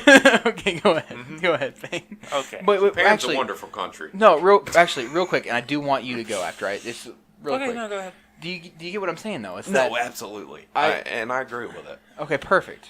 I don't think I need to flesh it out. Then go ahead. Maybe as a segue into what Payne's doing very, very quickly, I don't necessarily. I think you're leaning more upon the born than the. I very much am. Yes. I think it's a combination of the two. I do think there are people who naturally have feelings about hierarchy. I don't disagree with you on that. There are people who naturally rebel and people who naturally acclimate to society. However, I do think that those things are more tied to societal influence than innate feeling. I think that's what Pam was going to get into. I mean, we would probably disagree upon that, but the fundamental idea still stands. Would you? Yeah, right. Okay. Pam. Go ahead. Okay, actually, Devin did just kind of turn me around You know, a while little Payne's bit. talking, let's take a half shot. Let's try to. Half shot's fine. Yeah, let's not go overboard. Mitch is gonna murder me if I drink any more of this. So. Yeah, I, More of this, my alcohol. Yeah, no, it's yours. I'm just I'll looking just shut at this up. Captain Morgan like. I don't need to talk. It's fine. No, you do need to talk. We're whispering over here. Oh, that's a little more than. That was a little more than a half shot I just poured, but you know, drunken dialectics. cool. I'm sorry, Devin. Do you have work My in the input morning? doesn't matter. I have class in the morning. Just You know what? Close enough. Real quick. yeah. You know what? Why not? I'll cut this out later if you guys think I should. I'm by no means. I'm laughing because I'm cutting off Payne again. I think this is important. Sorry, to get, Payne. I think this is important to get across quick. I'm by no means the common right-wing person. I don't think you're the common left-wing person either. Absolutely not. I think the Big Five is probably the best psychological tool we have in terms, like there was not the Big Four. What's it called? INTP. Oh, yeah. You know what? I can't remember what it's called. I don't remember the name, but I know what you're referring to. But the Big Five was basically the next generation of that. In which there is openness, conscientiousness, neuroticism, and two others. I'm drunk. The other ones. But I'm honestly actually probably the more important ones. they've done studies on, like, they can basically predict political leanings based upon these Big Five. This might actually tie into the whole Bournemouth thing. So I'll give you a little bit more to build upon when I cut back to you. I will very quickly lean in upon this. I believe, if I understand the viewpoints you're putting forward on the psychological, like the Big Five thing, I may be wrong, but I do believe that we are people who naturally are opposed to the viewpoints that system says we should be upon. I don't know exactly what you mean by that. So there's this idea that you can look at those and determine where a person falls. In general, there's definitely Right. exceptions to it. There are definitely exceptions. I think we're both exceptions. That's actually what I was going to get to. Okay, so it was openness and conscientiousness, which openness is basically openness to new ideas, things that challenge your not predetermined, your base assumptions might be the right. Yep. Okay, so that's openness, how open you are to new ideas. And then there's Definitions is the one thing I got. So and then there's if I'm remembering this right, I could be very wrong. even though I argued, Did you already take your shot?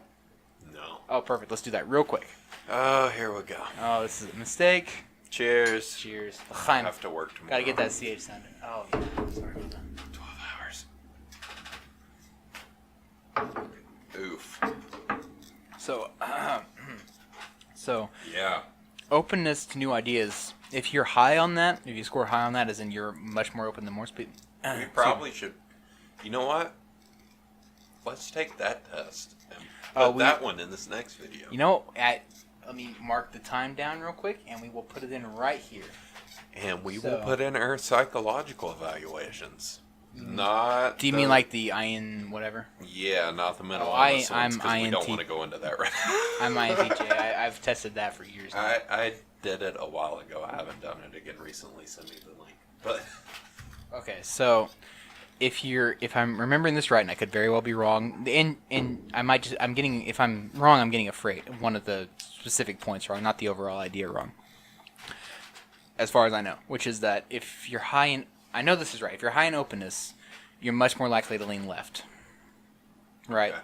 Because you're open to these ideas, right? You tend to be enclosed to the hierarchy you're born in, right? I mean, would that make sense to you? Well, if you're more open, you're like, oh, what's going on over here? I see something different. It seems to work better, or even maybe better in your opinion. I could see that. It's been empirically I do feel proven like it's that there's a correlation do feel like between it's the two. kind of antithetical to the really fucked up notion of the modern left that tends to exist, which is really unfortunate. I'm going pure hierarchy based right now. Okay. Yeah, no, I'd agree. Okay, but and the other one is if you're more, I think it's conscientious, which is basically like you're a hard worker, like you're purely devoted to your work. You tend to be more right leaning. I'm nearly positive about that. I think that's right. I think we're both exceptions. That's what I was gonna say. Is I'm open. Open people tend to be artists. Tend to be the people who take risks. I've loved art my whole life. Literature, visual arts. I mean, if you consider podcasts an art, I wouldn't necessarily consider this one an art, but visual audio. ASMR, Brendan? Do what? Huh? No, I'm not a How are fan. y'all doing? You don't know But I'm very open, especially if you consider right-leaning people, which is why I think we're able to have these conversations, because I'm think- perfectly willing to listen to your ideas. And Yeah. And I agree, and I think it is, this is the one time where I can say we'll get into this later, where it's only me pushing for us to get into this later, and it's not me actually thinking we'll get into this later. I think we both have very, very interesting critiques on people who generally agree with us. Oh, yes. I And would agree with at that. some point, we'll get into that. And I think the main problem with that is it sounds so... Not the way you put it fairly well, but if you say it, it sounds very conceited. Is that the Okay. right word? Brandon, as a right-wing thinker, you're completely free to say that. As a left-wing thinker, and this is Devin's moment to talk to the listeners at the moment. Our one listener right now. Our is right one wing. listener shout. Oh no, he tested right center. I mean like right in the center. So What's his name? Ben, give a I shout wanna out to talk to Ben him Miller, personally. our first listener. Hey Ben, how you doing? Thank Okay. you, by the way.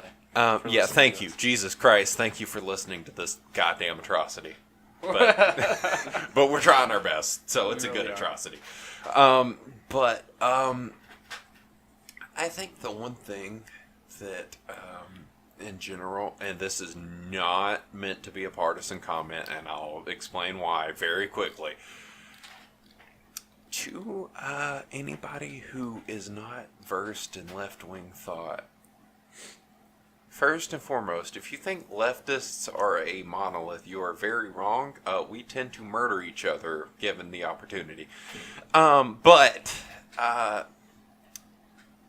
the idea that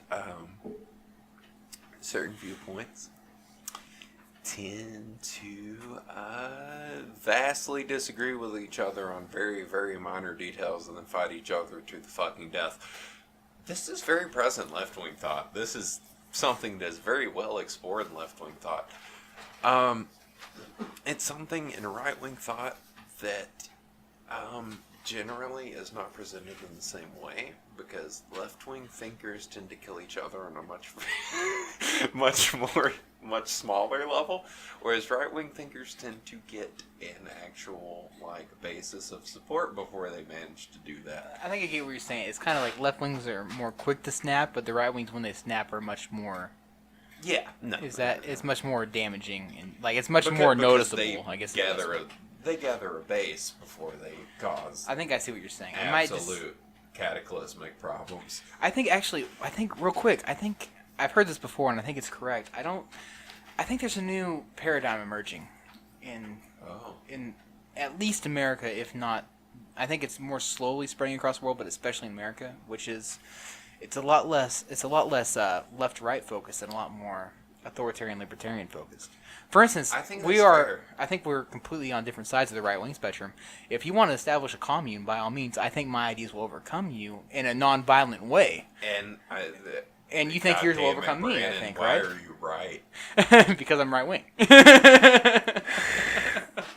But no, but I think that the viewpoint that's emerging is let's let each other live as we want to live, and whatever comes out being better comes out being better. We disagree on what will be better, but I don't think either one of us want to impose our will upon the other. I would agree. Mm-hmm. I honestly think you actually just hit the nail on the head for a minute. Again, these are not my original ideas. Now, just to throw that out when we there. get into the capitalism podcast, I'll explain why. That'll probably be. I really think that'll be next. I really think episode 3 will That's next be season. be very much capitalism based episode 3. But no, there are ideas of capitalism where I don't think that necessarily works out as you just put it out. But I don't think you intend. Real quick, just to see if we can establish some common ground. If let's say, for Real some quick, reason, before we have to establish the common ground that may or may not be common ground, let's establish the common ground that we both know is common ground, which is authoritarianism is whack as shit. yeah. Once again, okay, real quick, because if anybody's following us podcast to podcast, you saw Please our do. you saw in episode 1 our political compass charts, and I am by no means authoritarian in temperament.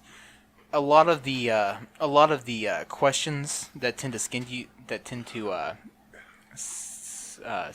What's the word? That tend to push you towards authoritarianism are worded badly, in my opinion. In which There are, I think, and I'd have to go back through the questions, but I think there are like 3 that I noticed in particular where I was like, this is a question that requires context. exactly, yes.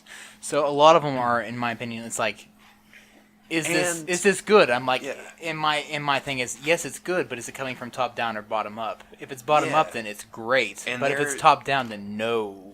There by are certain no means. questions in there too that are like, and our potential 4th member, who may be here on occasion, Perhaps. voiced complaints to me about one particular question, which was authoritarianism tends to deal with the problems of democracy. Oh, And I he can thought see that. That was makes an sense. unfair Yeah. question, and I put it forward that yes, it's an unfair question, but the real question is whether you view the problems of democracy as problems or not.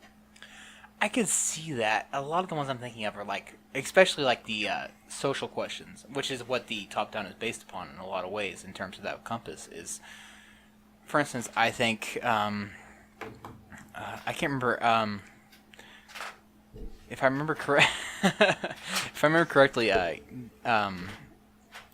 premarital sex might have been one of them. Yeah, that's on there. Okay, so I think that's very bad. Do I think the government should put a law down that imprisons people who have premarital sex? By no means do I think that.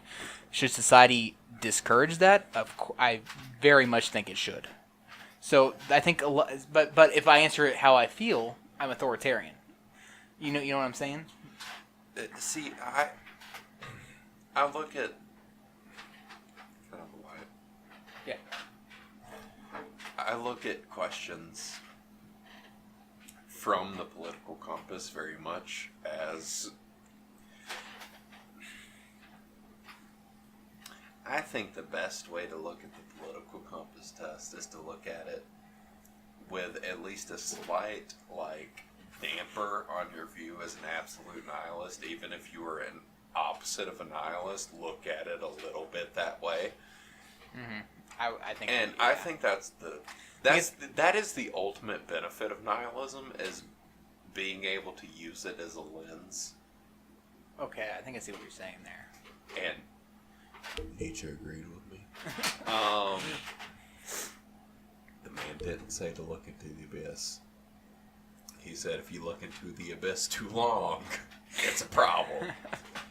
The abyss is there. That doesn't mean you need to stare at it. Anyway, but I think with questions like that, with any, like, I'm very sorry, with any absolute objective questions that are concerning topics that are not objective,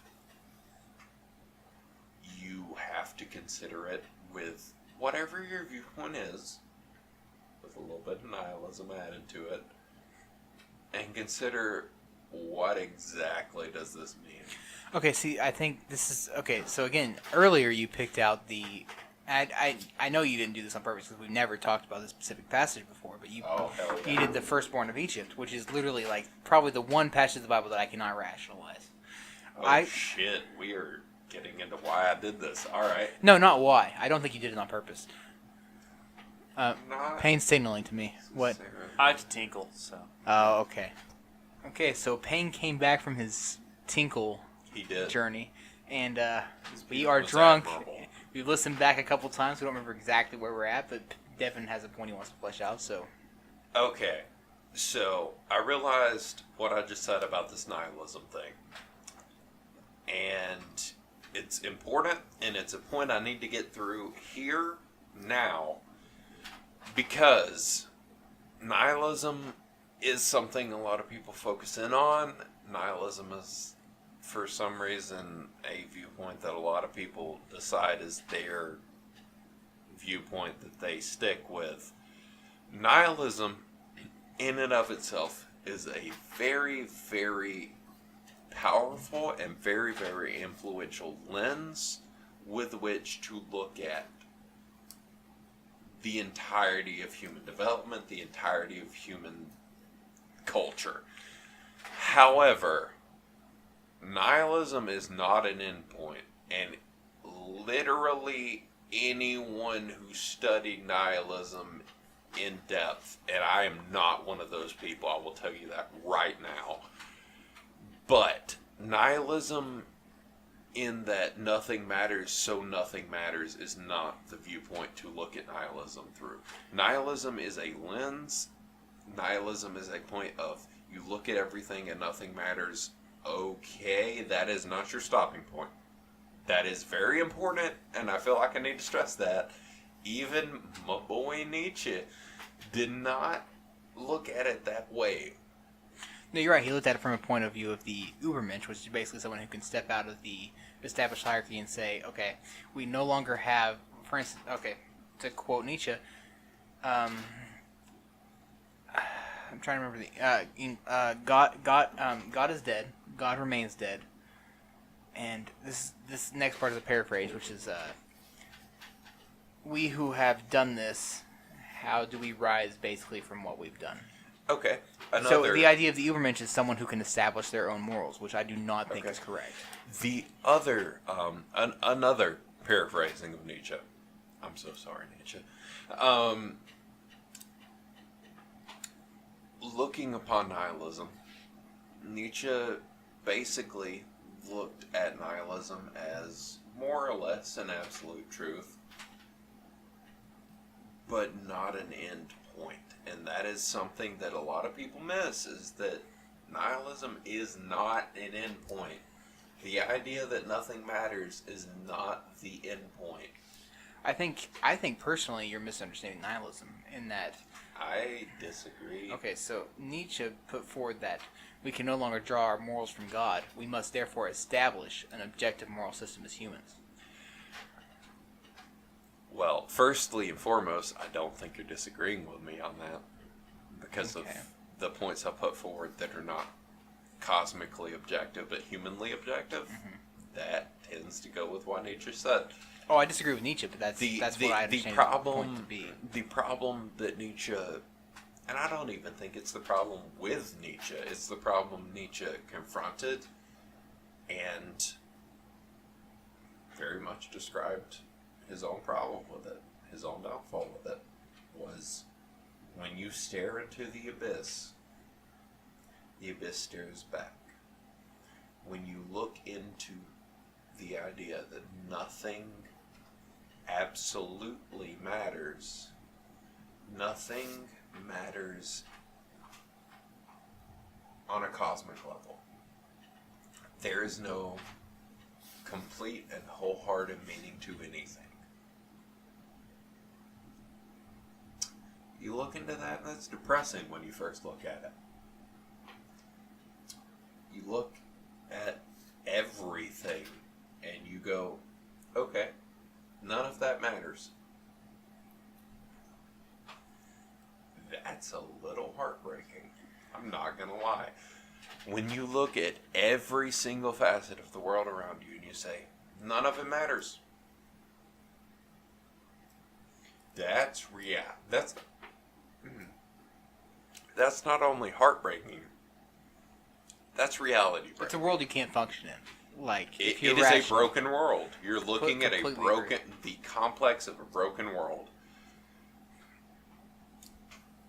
I don't think that's what Nietzsche was trying to get forward. I think that's what he fell into. I think he fell into the trap he himself saw. I actually, real quick, just to cut you off, is I don't think he fell into it. I think it's a misunderstanding of Nietzsche. Not you, the common idea of what Nietzsche meant by that is I disagree. misunderstood. I don't think it's misunderstood. I think it's something that's very regularly understood. Because I think Nietzsche himself fell into it. And I think there were outside reasons for that. I don't think Nietzsche fell into it because of some failing of him as a person. Nietzsche had problems as a person. Like, health-wise. Health-wise. And health definitely influences flaws. definitely influenced his thoughts. So I don't mentality-wise, completely. Yeah.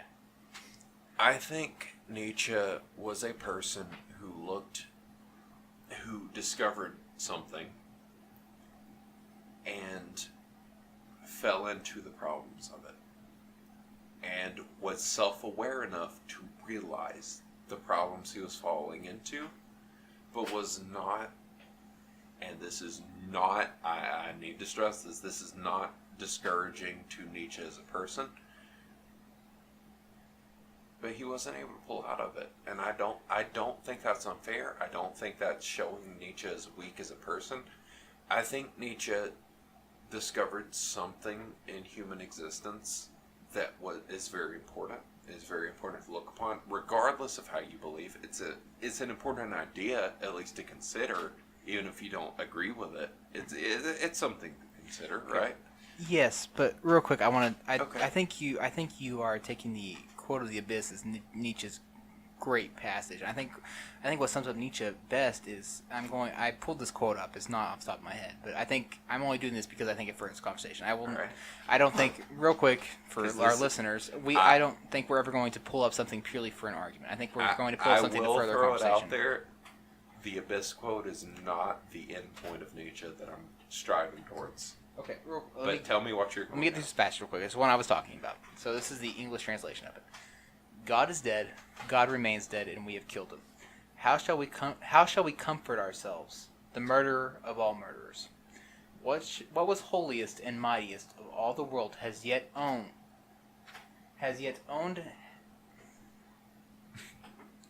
No, you're Yeah, it's just a bad translation. My bad. Okay, has yet owned. Shouts out to Google has Translate. bled to death under our knives. Who will wipe this blood off us? What water is there to clean ourselves? What festivals of atonement, what sacred games shall we have to invent? Is not the greatest of this deed too great for us? And this is the one I think is most important. The middle ground, the middle of the passage is kind of, it's not irrelevant, Okay. but this is No, what no, really hit sums it. it up, in my opinion. Must we ourselves not become gods simply to appear worthy of it? In other words, by killing God, by killing objective morality, what is I think is he was getting at here? By killing objective morality, must we not ourselves invent an objective morality? That is nihilism to me. That is Nietzsche's nihilism, in which we must, as people, construct an objective morality that transcends time and space because we have dispensed of the previous objective morality. In other words, we cannot exist without this objective morality. That's what Nietzsche is saying to me. First of all, what you just said, I disagree. Because, yes, in the literal translation, what you are interpreting Nietzsche to say is absolutely accurate. However, and this is a viewpoint that I will profess from here forward on any philosopher, that the words of a philosopher, in particular Nietzsche, because Nietzsche is a brilliant fucking writer. I completely agree. Nietzsche is probably the best writer philosopher in I would agree. Yes. the past Uh, a very long time. Post Aristotle, I think, is. Yeah, no, yes. Nietzsche did a very good job at phrasing what he was trying to say in the most beautiful terms available. Yes. Although he did take a bunch of it from Sterner, but That's fair. even though there are a bunch of people that say that Nietzsche didn't actually reach Sterner and that they both reached very consecutive ideas. Okay, so let's just take that out of it. Anyway, one way or the other. we'll veer all the way off that. Yeah. Nietzsche described things in very beautiful terms. However, there is also a breakdown of Nietzsche, in particular, on nihilism as an ideology, which is very much what you have just read to us. Nihilism as an ideology. We must become gods to basically make up a To make up for the fact that we solidified killed God. ideology Yes. without the existence of God, without the existence of objective truth. We have to fulfill the void that is left. We can't exist without a solid ideology. And that's kind of what I've been trying to get at, but I'll lean on Nietzsche for a little bit longer. Nietzsche, in described nihilism as an absolute truth. It is the truth of what he found. It is nothing ultimately matters on an absolute basis. And it ties in with what you said about we must become gods or whatever. It is not saying or whatever is not to discount Nietzsche. Et cetera, et cetera. Yeah, et cetera, et cetera. Yeah. Shouts out. But there is the conclusion that if there's not an objective moral viewpoint, that something has to fill that void. And I think, and what I was getting at with the Abyss quote, is that Nietzsche very much realized that without an objective moral compass, there is an abyss to peer into. And I think that's very important. I think even for the most pragmatic leftist, that is a viewpoint to look at, is regardless of what you're basing your morality upon, at some point religion played a part in that. Okay, that's a bit of a different angle than I thought you were going to go at, but It's I agree a completely. zigzagging angle, but I completely agree. I think it's the fairest angle to come at because it solidifies Western and Eastern there. Yeah, Which I we think should. are I think equally we should. valuable. I do think we should get into Western versus Eastern to some point. They're both very valuable. They both have very interesting viewpoints. They both have influenced human thought. Okay, we definitely need to get into this. Is yeah, of course they've influenced human thought. I won't argue with that. And they have a lot of crossovers. yes. And I have very fundamental disagreements with Eastern I philosophy, think, so. But personally, to get where you're going, yeah, go ahead. that Nietzsche realized that neither, and this is not an insult, I don't mean it that way, Of course, go ahead. but I think Nietzsche realized that religion as a basis is not a basis. Religion, as the way he saw it, is a human construction. And when based upon nothing, you have to question, what is the abyss you're basing your beliefs upon? If the gods that your beliefs are based upon do not exist, what's left? And Nietzsche said, in more or less terms, this is paraphrasing very much, that nihilism is more or less a basic truth, and that the Übermensch, as he put it, Real quick. The Übermensch is widely misunderstood. And I agree. Okay, perfect. Jesus Christ. We're not talking about the Nazi Übermensch by any means. Yeah, Okay, just Nietzsche- real quick. You know what? We're going to go full Nietzsche. Can we go full Nietzsche Defense Force for about 5 seconds? Okay, yeah, 5. Yeah. Okay, Nietzsche would not have been I'm a counting. Nazi. Not at all. I completely At agree all. with that. Yes. At all. He was very much anti-nationalism, at the very least. I had so just purely throw this out there. No, this is a fun conversation. This is that we actually not both related. can It's get on. Nazi related. I had a music teacher who said that Wagner was a Nazi, and I was like, he was 20 years before he died. 20 years before the Nazi Party That's came the thing, around. and that is the thing with Nietzsche in particular, is that Wagner was very much not a Nazi. No, But Wagner very much was a nationalist. of course, but that's not the. But Nietzsche was against even Wagner being a nationalist. Yeah. Wagner and Nietzsche were friends until he left his fucking performance sick because he did not agree with what was being presented. I think what I'm trying to get at real quick is that don't disregard a person's political beliefs because they've been tied to something that's Absolutely. There's a lot of Nietzsche's great. Wagner, I love Wagner. Der Ring des Nibelungen is my favorite opera. It's great. It's not Nazi related at all. That's the thing. You very much have to actually consider someone's views as what they were, as opposed to what people later tried to tie them to. That was just a quick sidebar. But just yeah, to throw that out there. that's important though, because a lot of people hear Nietzsche and for some reason tie the Übermensch thing to the Nazi regime, and that's it's every other thing Nietzsche said was kind of absolutely antithetical to that. So in general, yeah.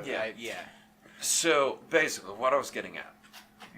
Nietzsche had this idea that nihilism was a truth. Nihilism is something he came to as an absolute. He couldn't get past it. He saw it as an absolute, and it's something that he viewed as kind of a cosmic truth, even. Nietzsche did say that mankind essentially had to look at nihilism, understand nihilism, and overcome nihilism. Nietzsche, shouts out to everybody out there who is a nihilist and thinks Nietzsche told you it's okay. He didn't. Nietzsche basically looked at nihilism as a general understanding of this is what we've come to. Alright, overcome it. And I think that's what he was getting at in the we have to become gods, basically. I think that's in right. that if your entire ideology is based upon gods and you come to the conclusion that those gods don't exist, somebody's got to fill the fucking void. Completely agree. So not with the death of God, more of the idea that if not that, something. And I might be misunderstanding. No, we agree. It's just my idea of what exactly God is. Yes. Ties with Nietzsche in a very weird way. Well, we'll get into God. I think probably next episode. Probably we'll so. Get into it. I think But it's a good place to go from here. Nietzsche basically came to this conclusion that there's not a God. God doesn't exist. God wasn't here to tell us this. Okay. The way he puts it forward is we have to become gods. The way it comes across to me is, okay, Nietzsche. Okay, Freddy. If God didn't exist and these ideas existed, you can't deny that these ideas existed. Where did they come from? And from, again, Nietzsche's my boy. I'm not going to shame Nietzsche in any capacity, but where did these ideas come from? Okay, Nietzsche says that God is dead. There is no God. So we have to fulfill that pedestal, basically. I agree on that point. Humankind has, if we remove the pedestal of a God, humankind has to fulfill what God previously encapsulated. The problem with Nietzsche, and it's not really a problem, it's, God damn it, I didn't mean to get into this on this. It's fine, we're about to switch This is subjects. morality, but I did not mean to veer off into this. Nietzsche has a very important viewpoint on philosophy in general. Okay. Which is that if you delve too deeply into philosophy, individually, as an individual,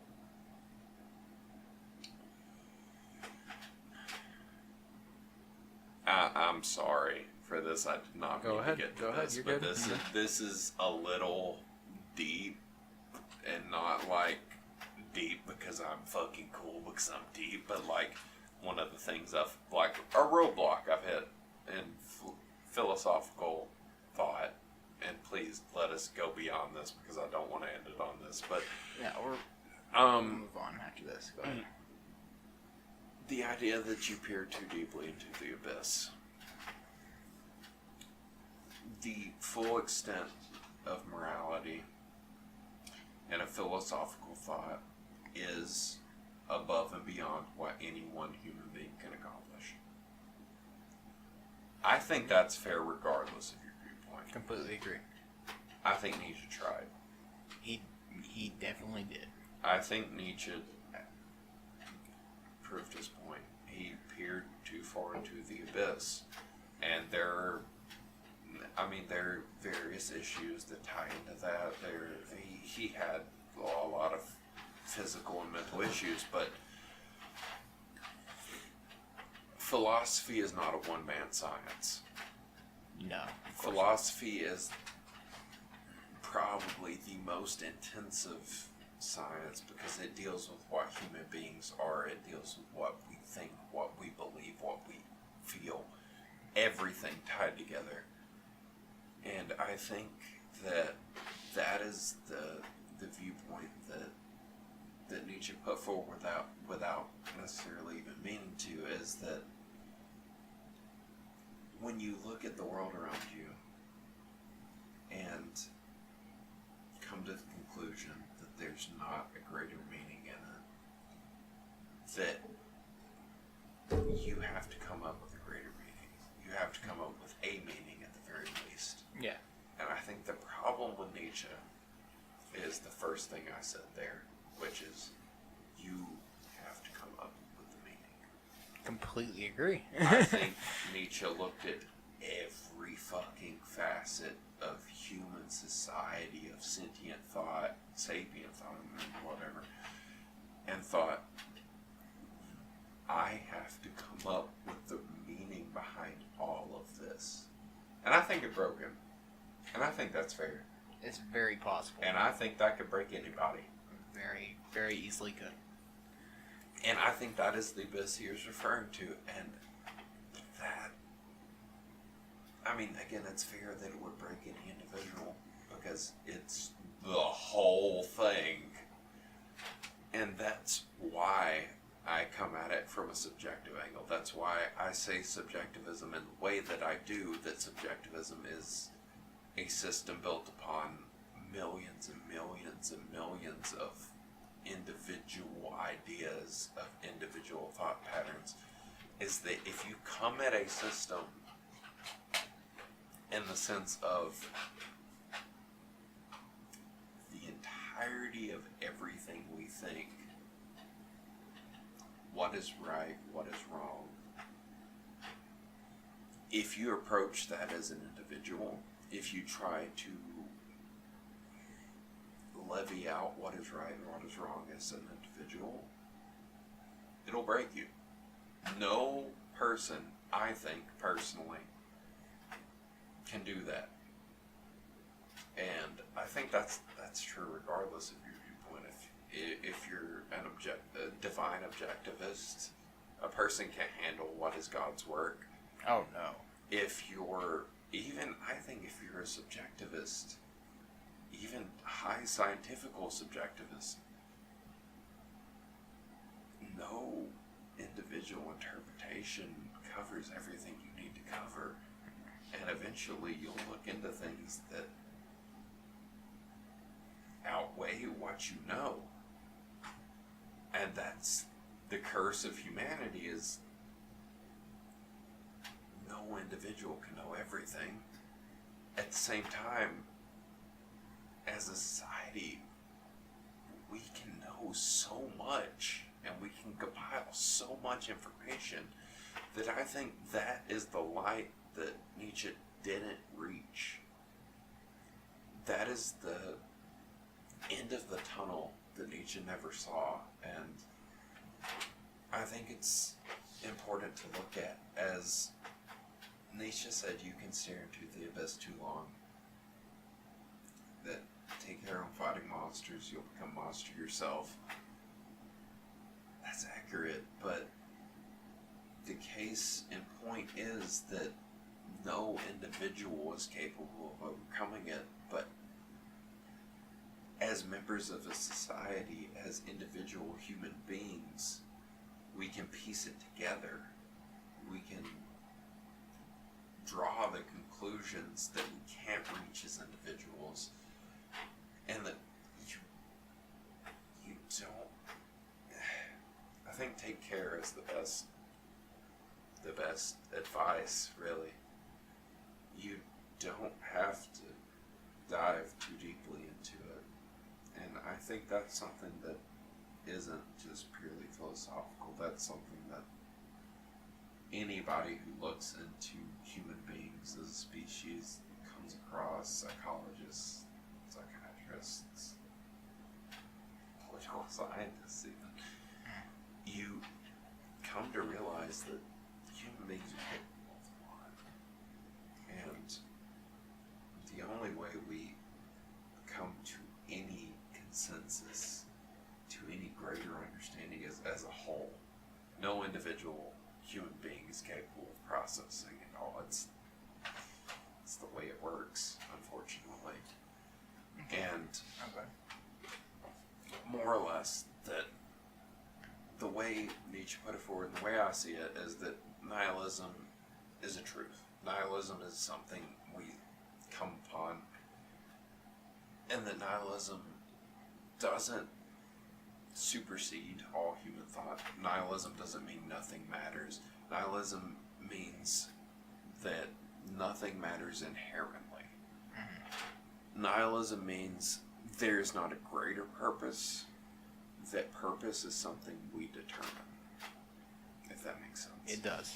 And so I, of course, disagree, not with your understanding of Nietzsche, but with more of the implications of Nietzsche himself. But let's call it good there. We'll take another 5 minutes on the podcast to kind of just bullshit and have some fun. So Payne, just throw some shit out there. Oh, sorry. No, you're. I don't want to intervene. No. We don't have time to go farther into that. What time is it? Okay, it's 3:45. Oh, goddamn. Yeah. So let's do. Not quite as bad as I was afraid. No, it's but not. It's not too bad. It's about right on time. We're about on schedule. So let's Payne, if we want to go into, try to keep it semi-light. More soon. Oh yeah, I mean, So just it's throw not some like I was shit- interrupted, There are two left, earlier when I wanna wasn't swap even them able to go together? into my views. Yes. How do you All right. even listen to now? I'll take one. My God, they don't care Okay, at all. So Payne, throw some This stuff one. out there.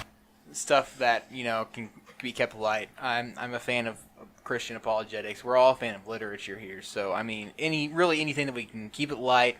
We're probably gonna. You up for one more like half shot or? I'm down. If we're, Okay, to get we're to doing it. to help us get to sleep. So Payne, what's your idea here? Okay. How about let's do most enjoyable book that we've read, and it doesn't even really be impactful on you. It doesn't have to have too much of an impact or too much of an importance, really. Just most enjoyable read that we've had, beginning to end. Just, I think that would be pretty easy to do. L'chaim.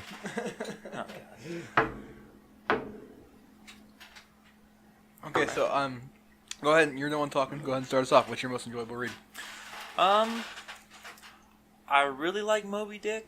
I think it was really good. I really enjoyed Call me Ishmael. The I man belongs feels a with draw Blood and to the Thunder. sea. But I really loved that Mastodon album. I'm not gonna lie. no, I'm but sorry. Go ahead. I think most enjoyable would probably be Catch-22. It's not that popular, but I really like it. It's a well-known one. I mean, okay. So we'll go into the. I think we should go into the why after. Let's go ahead and get our. No, go ahead. Go ahead and do why. Go ahead and do why. Okay. Well, I mean,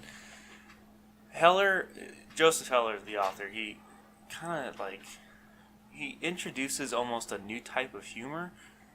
It's really impressive, I think. Isn't the opening paragraph like a guy falling in love with a male nurse in the hospital? No, Is that? Am I remembering that wrong? It's more of a, I wouldn't say ironic statement. It's more of just like, Yossarian's crazy, right? I mean, I haven't read it. Well, Yossarian's kind of crazy, and it opens up with, this is paraphrasing, so Yossarian fell madly in love with the chaplain Yes. first time he saw him. Yes. And so it's not actual, in love. It's just that Yossarian kind of probably sees some kind of beauty. Sees not, an not beauty. innate good in Yeah. the chaplain. No. Keeping it light. He sees something about the chaplain that's kind of very interesting. So, in love is just more. It's exaggerated. It's that's just kind of the whole point of it. And so, I think there's just a lot of good moments in it. I think it's very. If anyone describes the book as explosive, that's really good because you'll go into it as dark humor and you read about it and you'll have plenty of laughs, and then one chapter comes along and it's like you're kind of dragged into this very tension-filled scene in the book, and I think he does it really well. I think it flows really well. I think there's plenty of moments in it that's just like when you read literature that kind of has a special type of humor to it. I mean, especially like in Moby Dick, there's parts to it where it's just kind of has this own characteristic of humor. And I think if you want to get a full sense of that, page after page, I think Catch-22 is a really good one for it. I think if you want to get a good taste of humor in literature, I think that's the best way to go. Okay. And that's what I think. Is it Devin? Go ahead. Well, let's hear it. Nah, Brandon, go ahead. Oh, you okay? Let's do that. Okay, so both my most influential. Actually, no. Both of them are Dostoevsky. My most influential will be Crime and Punishment, hands down.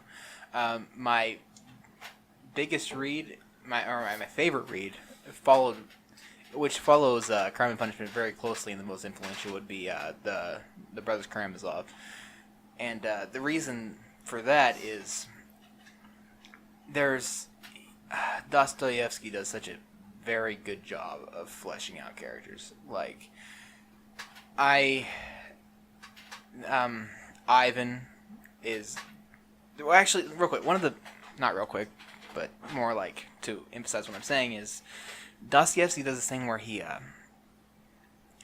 puts his opposing viewpoint into a character, and he really tries hard to represent that character accurately, which is what we generally try to do here by steelmanning each other, and we don't always do a great job of it. We try, but Ivan, the whole conversation he has with Alyosha in the cafe, the whole if one child dies in the name of God, then it's not worth having a God. That whole argument is such a good argument. It's so well fleshed out. That the Catholic priest meeting Jesus during the Inquisition, he fleshes out Ivan's arguments so well, but at the same time argues against it in such a good way that it's just he really tries. I think he's really striving towards the truth in a way that I haven't read another. I mean, there might be others out there, but I haven't read an author that strives towards the truth in the way that Dostoevsky does. Some of my favorite moments, again, the Inquisitor questioning Jesus and leaving the door open at the end. I think that is probably the best justification for the Catholic Church that has ever existed. I'm not a Catholic, but it is such a powerful argument that I cannot find a way around. The character of not Ivan. What's the older brother's name? Dmitri? I might be wrong about that. I think it's Dmitri, the eldest brother. I think that if you want to write a character who purely goes by feeling in a very organic way, there is no better character than Dmitri Karamazov. He is the epistemology of the... Is epistemology the right word? The basically the living idea of following feeling in terms of material, in terms of pure physical feeling. Dmitri Karamazov is the character that you should base him off. I think if you can find a character for any ideological, emotional, or societal viewpoint in his novels, and it is just crazily beautiful the way he does it. So that's Dostoevsky, everybody, please. I'm Devin, it's your turn. It is Devin's turn. to have to present a view that is not really tied to any of these. Okay, go ahead. And that's a goddamn shame. Wouldn't have it any other way, Devin. But I'm gonna have to go towards Lovecraft on this. Oh, I want to read Lovecraft is Lovecraft. very valuable. Okay. Regardless of your judgments of Lovecraft as a person, Lovecraft's writing is very valuable, I think. In particular, I think the readings of Lovecraft in particular, it's more of a prose, it's more poetry.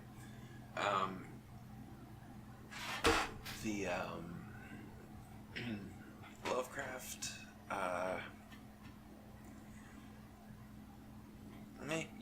yeah. No, you know what? It ties in more with this.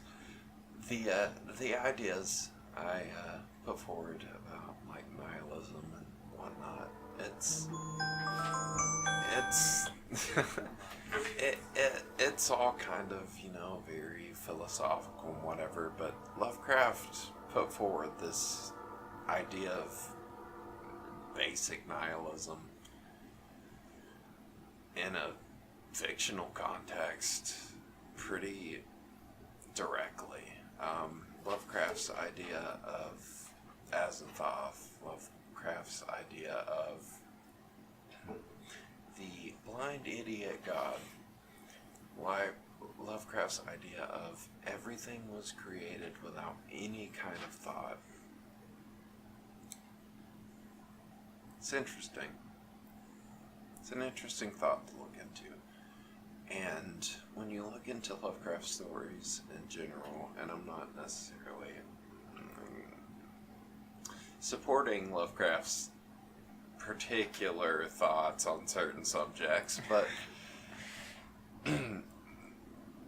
particularly the name of his cat, but it's an interesting take. It's this idea that I kind of touched on with Nietzsche, of this abyss you can look into, and it's a problem. It's ununderstandable. If you look into it in and of itself, it doesn't make sense. It doesn't make any sense at all. And I feel like that's one thing Lovecraft puts forward in a very interesting way to put it.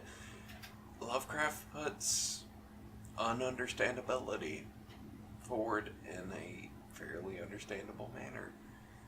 You read Dunwich Horror, you read in particular At the Mountains of Madness. And At the Mountains of Madness is, if I had to recommend any in particular Lovecraft story, I would recommend that one, even if it's very, very long-winded and unnecessarily detailed. It details a lot of characteristics that may seem alien to us until they're pinned down. And then we have to consider the fact that we have considered all of these thoughts, except Lovecraft attributed them all to a horrifying alien race of squid monsters. Okay. But it's important to realize that Lovecraft put all these ideas that humans have considered down to an entirely alien race, an entirely alien ideology, and then basically threw them out there as, are these really that different? Are these really that strange?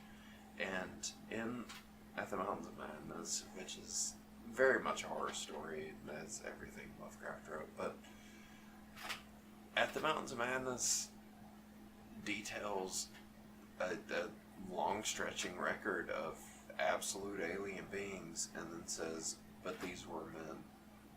If nothing else, these were men.